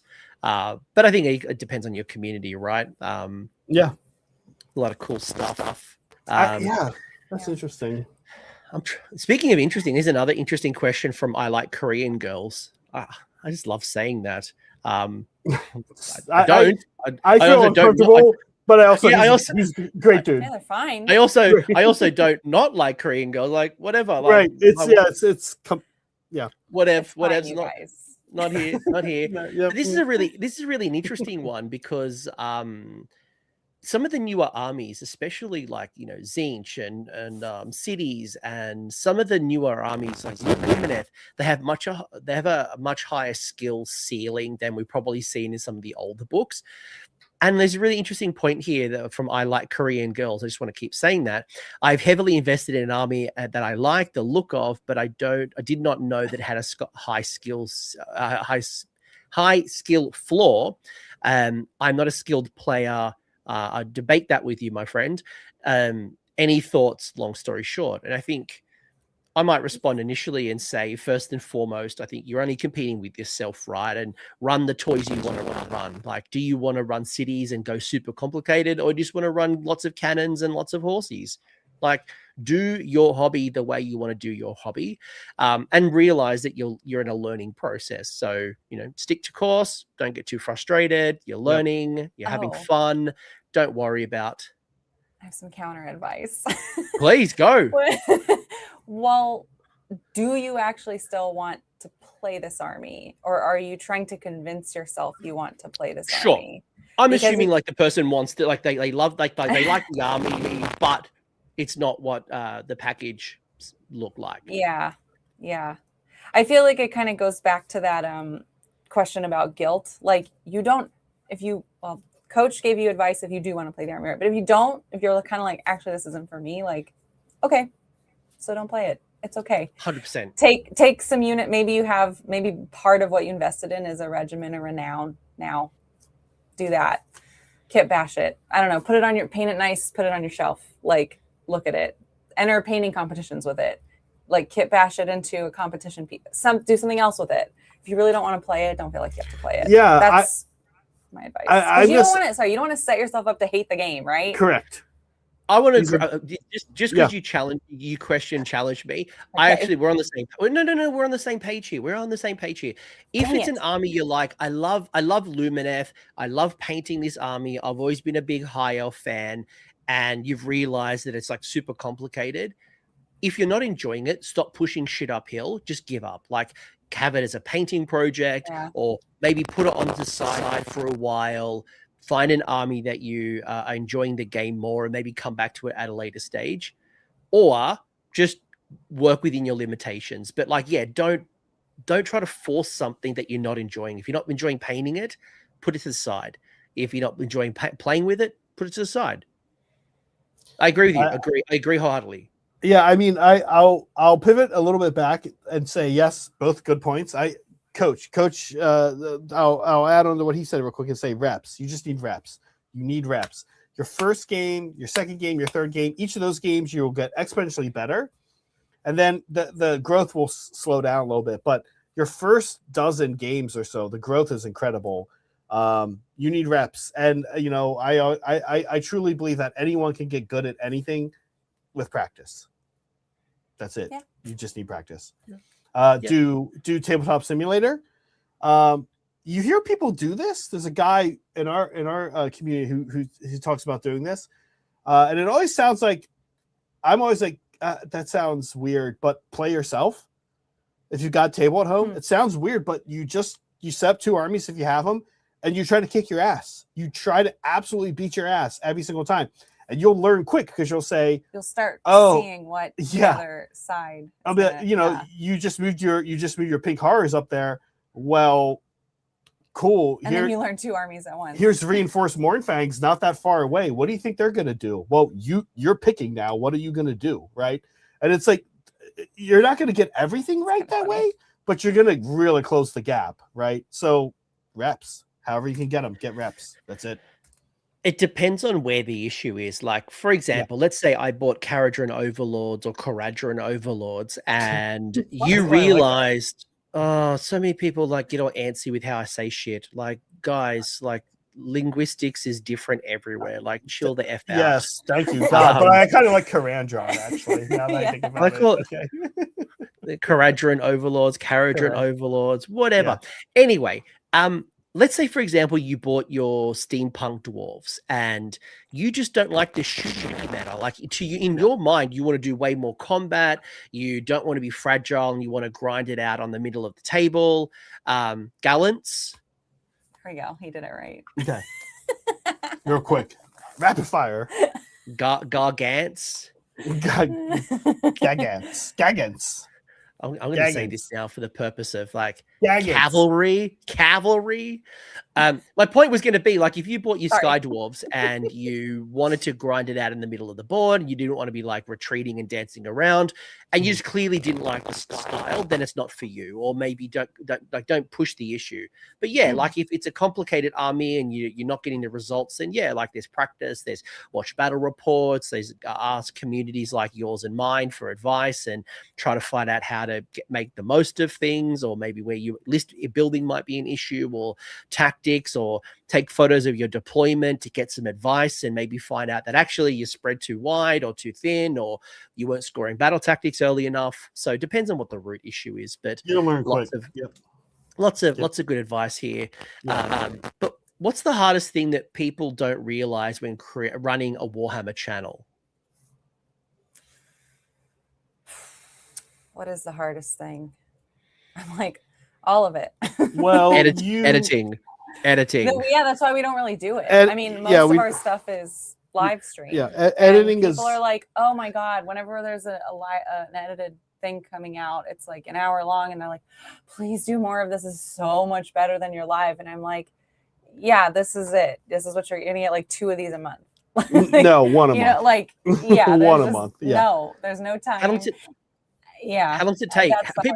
People don't realize how long it takes to edit down. So like, okay, it takes you 3 to 4 hours. Yeah. Like, so if you play a game that's like 3 to 4 hours long, because there's like, you guys have fun and you chat, and like, it's not just pure game. How much editing goes in behind the scenes to actually create that 1 hour battle report? Like if it's a 3 to 4 hour game. Mm-hmm.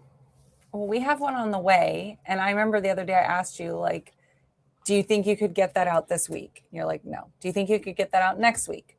No. What about in 3 weeks? And you're like, I think so. Yeah. I'm going to say it's about 12 to 16 hours of editing. Is Yeah. roughly it's about 3 or 4 times the duration of the content. Yeah. I had a conversation with Jordan a couple years back, and he at that time said something like 15 to 20, I think. I'm sure he's gone faster at it. And then I had a conversation with, actually he sent me a message, Battleshock Wargaming, Michael. I was like, do you have any thoughts on like how to get editing down? I'm taking 9 hours on a video. I'm like, oh, my friend, I hate to tell you, I believe you might be the industry standard for that right now. I was like, I don't think it gets any faster than that right now. Yeah. But for us, we do a lot of photography for it too. So photography, Graphics. it's graphics. The graphic, that's one. It's all speeding up now though, because we've only done 3. Coach, the one you did first was our first one. So it is speeding up, but it's a lot. And meanwhile, compare that to live stream. Once we create the machine, which the machine's been created, we literally, I brag, it may not 100% be true, but we could be like, hey, want to stream in 45 minutes? I'm here, you're here. Graham's not too far away. John's not too far away. They said they'd come over.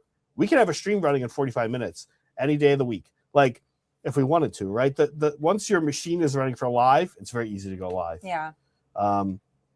Editing's crazy. So I think you're right, Coach. Editing is one of them. You said what's the hardest thing, but another really big hard one is something I've noticed since running a gaming club, which was one of the people you're working with is awesome, but also they're doing their thing, and that entity, not person, is Games Workshop. And so we don't know always when they're sending us stuff. We get surprised. They have really freaking awesome stuff. And then the thing is, let's say a bunch of really cool stuff comes out and we're kind of busy with something else we're doing in our own sphere. We really can't miss it. Coach, between you, us, Season of War, these are big AoS channels for AoS, big for AoS. We can't miss a release. I can't miss a release. You can't miss a release. So it's like, I mean, what's going to happen if Jordan just doesn't do a battle report for cities? Like step one, the community is sweet. They'll be like, hey, Jordan, are you okay? Right? But like, Coach, no coverage of cities. I just watched your coverage of cities with Dylan, freaking love Dylan. That He's guy's so good. He's so good. If you're not able to cover the releases, then you're probably a 40K channel. Or you're probably, let me add to this. Right. Yeah. Let me add to this.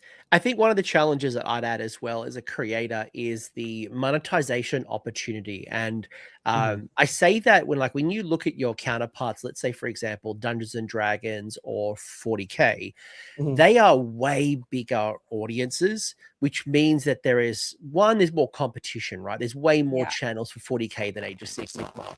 But 2, the audience sizes are so much bigger that you can get really large audiences. And you talk about editing, right? If people want to see more edited battle reports for Hobby Collab, you've either got to hire somebody or give up your whole life to produce that volume of content. How do you pay a producer, or how do you pay an editor full-time to be able to do the amount of battle reports that you need? You need to create money. How much money are you getting? You're going to need a good salary. And whether it's YouTube ads, whether it's Patreon, whether it's merch sales, the opportunity is far, far greater in other subcultures, which is cool. And it's one of the challenges, right? Because it's like the stuff that I want to do versus the things that I can do. There's a real, oh my God, I know, friction point, right? Like because I'm not full time, I actually do this completely on the side, have a full corporate gig, very good at that corporate gig. I've never given it up, because the money opportunity is just not great in Age of Sigmar, and I don't want to grind. And but to scale it, you absolutely need to grind, because otherwise you got a real volatile market. So I guess if you're listening to this, if you can contribute however you can, whether it's sharing, liking, subscribing, and patroning to your favorite creators, and not necessarily us, just who your favorite is, goes a long way. Yeah. It does go a long way. Yes. Yeah. I mean, we still will randomly get people back from when John and I were on Titans, a different channel playing 40K, and they'll be like, oh, wait, this is where John is? Oh, wait, Zach's here now? It's like 3 years, guys. 3 years. Where you been? It's fine. It's all right. It's all right. In 5 years' time, people were like, oh, Beard's got his own channel. You're like, yeah, it just happened the other day. Yeah, it's but yes, exactly. The scaling thing is a big one. Yeah. Funny. All right. Couple of other maybe burning questions. We'll kind of like start drawing this to a close. Because again, we could keep talking forever, and I've loved all the chat as well. I appreciate everyone who's either hung out. Maybe one more content creator question, then we'll kind of like go to the future and put a tinfoil hat on. Mm-hmm. What moments from content creation have meant the most to you personally?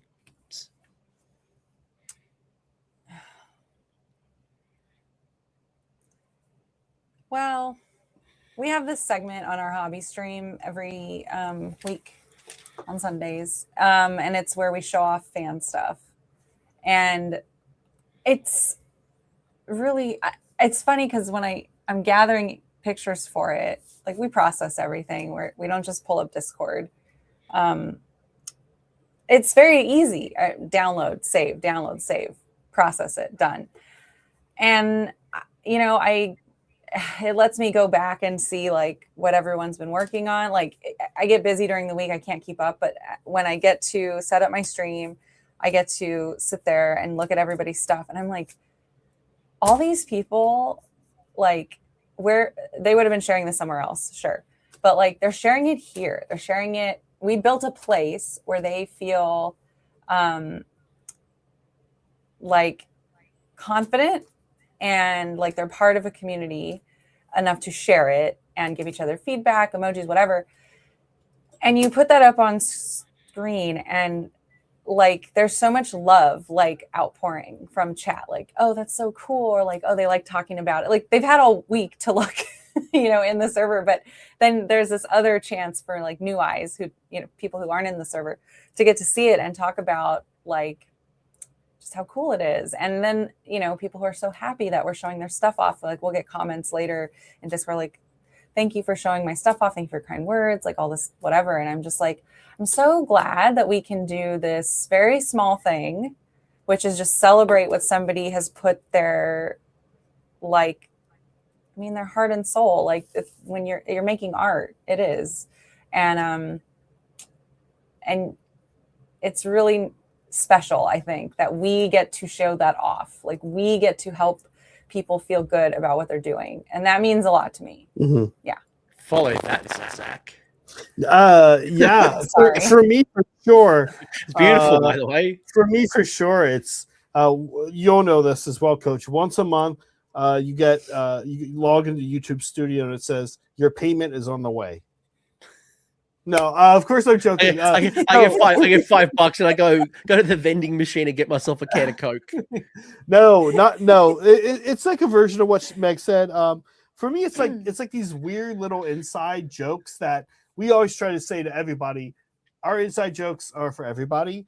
But all these goofy things we do, and it becomes like you have a huge Discord, right? Your Discord culture, your community culture, that little weird little things that are like, you're from Australia, you're from Finland, you're living in Japan, you're in the South, you're in Canada, whatever, you're in California.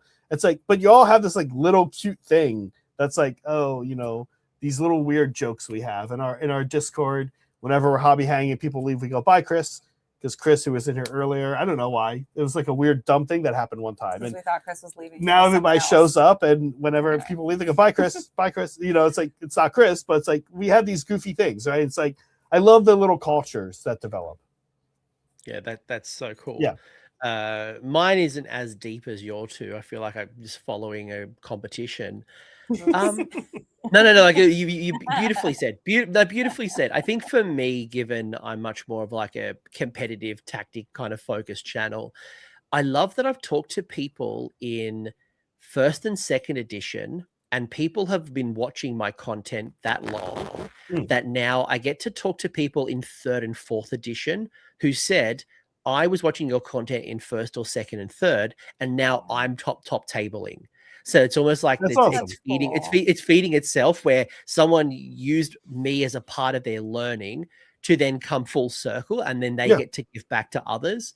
And that's been really rewarding. So that to me awesome. is like it's the community stuff, right? It's like, yeah, like people coming up at events and taking photos and chatting is always really cool, and people, you know, posting. But it's all those little moments where I was having this problem and you helped me, or you put up I wasn't feeling very confident in my art and you put it on the channel, and people were so nice to me, and now I'm way more confident, and you know, I'm going to share more, and like there's that cycle.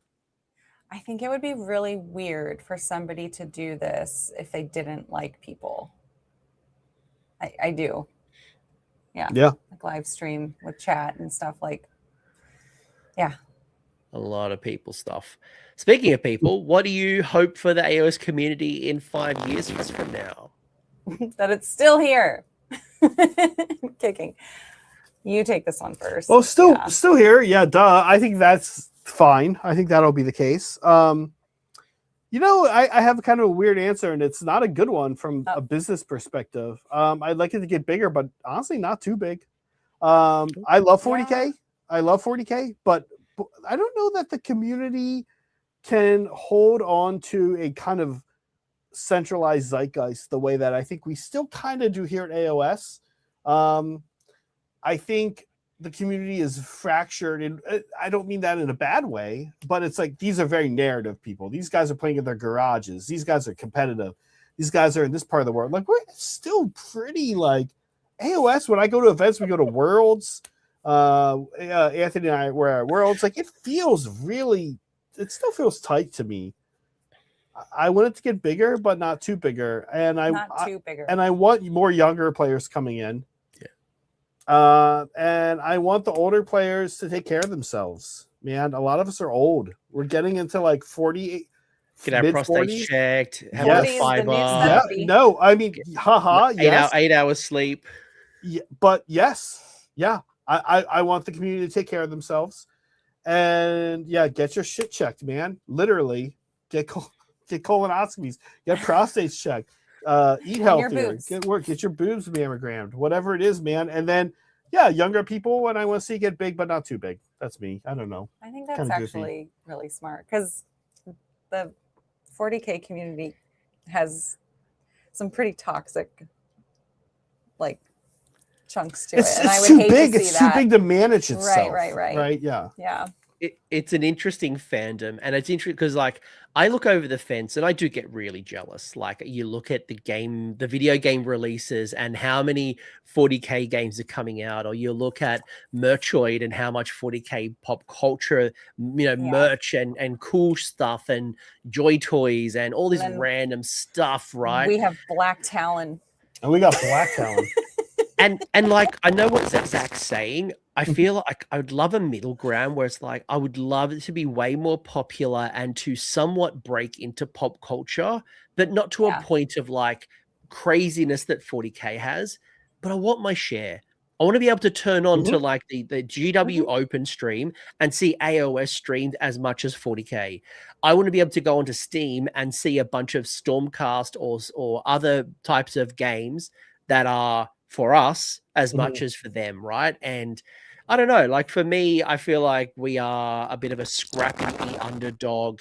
Give us a little bit more opportunity. I think we could do a lot more stuff, but I can see why they doubled down on 40K a lot. And I think there's a lot. I don't want to go too much into AoS versus 40K, but I would love to see it become more popular, but not to a point of the pop culture that it is.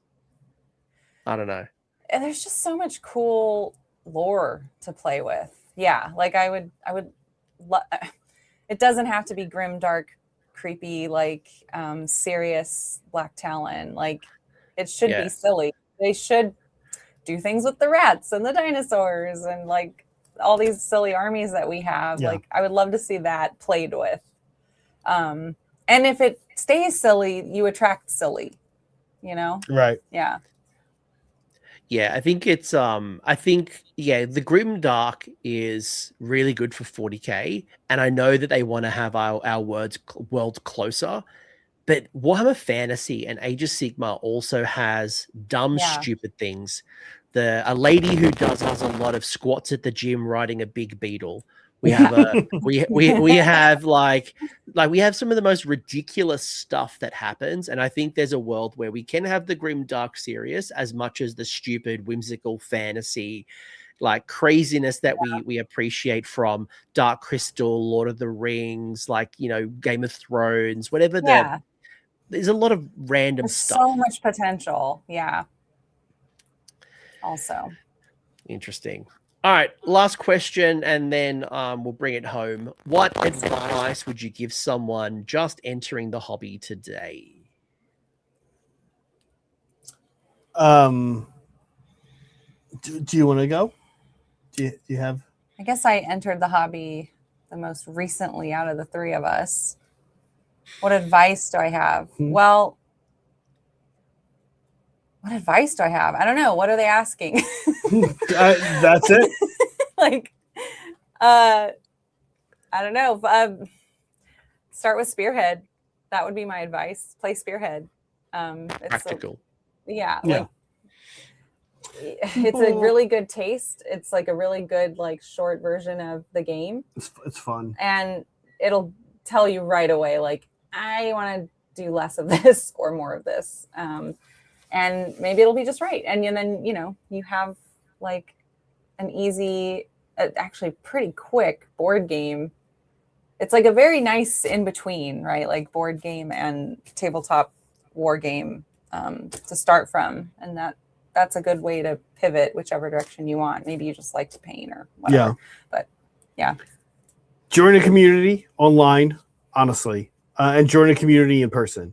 And your online community, geography is a bad matchmaker for friends. No kidding, man. But that means you might join communities online and find ones that really resonate with you. But you might go out into your real world and struggle to find people you actually like playing games with. But nerds are good, kind people, I find, overall. And a lot of them just have come from backgrounds of wanting you to know how cool they are, wanting to be able to show you how good they are at something. Hang in there, be kind, kill everything with kindness when you're meeting new nerd groups, and be prolific.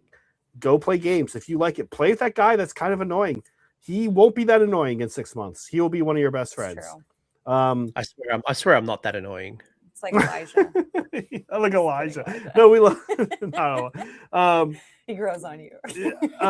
No, but that's it. Like join a community online. Someplace you can go and paint and chat and talk strategy. Then go out into your real world and be like, okay, yeah, here's, I'm in this town. Here's my town group. Join the group on Discord. Hey, who wants to get a game in? Go play the guy. Just say, who wants to get a game in? Cross your fingers. I hope it's not this guy. Oh, it's that guy. Fuck it. Go play him. Be cool. Be like, hey, dude, I'm picking up a coffee. You want to, show up and just play and have a good time. And if he's a dickhead to you, don't, just roll with it, man. Like, he doesn't want to be that. Like, that's kind of what I've learned about it. It's just like, be best. Be best. Be best. Be best. Wise words. Couldn't have said it better than myself. Couldn't have said it bester. I would say don't worry about the competitive landscape. Like, stop worrying about what's good and, what's strong, because by the time you buy the models, build it, paint it, and try to get it onto a table, the meta has moved so quickly that what you had has been changed. So go buy the stuff that you like. Go the rule of cool, pick an army that you are excited to play and read about and build and paint. Less worry about the strong stuff and what's really good. And obviously, like, with time, you will get into that world. But if you're starting, go to the shelf, pick something you like, paint it, play with it, enjoy it. You'll get there in the end. Or do what Sean says, which is go and buy trees. We need more tree players. Oh my God. You Hi, know, Sean. Coach, it's very funny that you said that because I hate you know, trees. I want to like just say Are you like going to counter my rule of cool? Are you about to counter the rule of cool? no, I'm going to tell best. you. I'm going to say like, come on, be bester than that. No, what I was going to say is, I'm going to bring it back to John Baptiste. Like that list, no one thought anything of that list. Like no one, that was not a meta list. He just showed up and was good at the game. That's also beauty of Sigmar right now. It's like it's kind of how things are. Like there's a lot of good stuff. There's not a lot of really bad, dumb stuff. Like if you're good, just get reps in and play. Your fun stuff will give you results, right? Like John Baptiste was like, what the fuck was that? No one saw that before. It was. No, it's still not impressive when you look at it. You're like, okay, one of everything. He's playing Highlander. It's like, what? Okay, dude, won worlds. Right. So the final question I have for you all to bring it home is, why do you think we hobby? Oh man, it's well, like personally, or like in general. What's Who this knows? question? This is meant to be like. I want to make sure I'm doing it right. Let's get another shot for the end of the stream. By the way, I am definitely. I'm taking a shot right now. Oh, he's already loaded up. He's already loaded up. You're driving me to that. How's he do it without a seat? But he's like, really? He does it. Yeah. Listen, Australia. When Australia was formed, our currency was rum. We literally paid people in rum. So, getting drinks is not a hard thing. So is that because that was all you guys could brew in your prison toilets? Oh my god! The British prison toilets. They were British back then. Okay, British. Fine. Is that because you guys are terrible? All right, you're driving me to drink. Me more so than her. Okay. All right. Cheers. Why do we hobby? Why do we hobby? I had an answer and then I lost it. I mean, if this isn't your hobby, something else is going to be your hobby. Humans like hobbies. It's community, it's activity. This one is competition, creativity, and community. 3 C's. I went to the 3 C's. School for design. I'm supposed to be creative. Yeah. I'm actually not that creative. I do very well with parameters. Tell me what to do, I'll do it. This helps me feel creative. Like this, the drinking or the Warhammer? Both. the hobbying the models, like the models are the perfect like canvas for me because the parameters are right there. You got your models. You have like the sizes spec'd. You can't change you can change the composition. You don't have to. You just fill in the blanks. And I've gotten a lot out of it. Like, I don't know. That's why I keep doing it. I just feel like good after I finish something. And I'm like, I want to show you like, people like making things. This is just, it's good to see your friends do well, no matter how they do well. I know. Yeah. We love fan stuff. Yeah. People like people. Yeah. This is a good way to, this is a good exchange currency, right? Cash, like, oh, cool. You make a lot of money. Oh, okay. Like, this is a cool way to exchange social currency, right? Yeah. Is that why you hobby? That's for sure why I hobby. Yeah, for sure. Why I content create as well. I'm like, can we hobby hang? Like, I want to hang out and be creative with people. And silly. Yeah. If I take a page from Jiwa Noah Singh, it's like making new friends. Like make new friends. Like I think and I've said this to a few people that like the reason I travel around the world, like why am I coming to Old Town Throwdown in August? It's not to play in a tournament. Like I could play a tournament anywhere and not spend $5,000 and 16 hours in an airplane and likely get detained, by your government. Like there are other ways I can go play at events, right? But the reason you go to an event is to hang out with people. It's the side conversations in between games. It's stuff that you do before the event, after the event. It's the casual beers and drinks that are happening along the way. It's the random stuff that happens. It's why I love going to Vegas or Adepticon. It's the stuff that happens around. And then the conversation that happened where I'm about to go to an event. Let's do some cool stuff. I met some cool people after the event. Let's continue the conversation and keep it alive.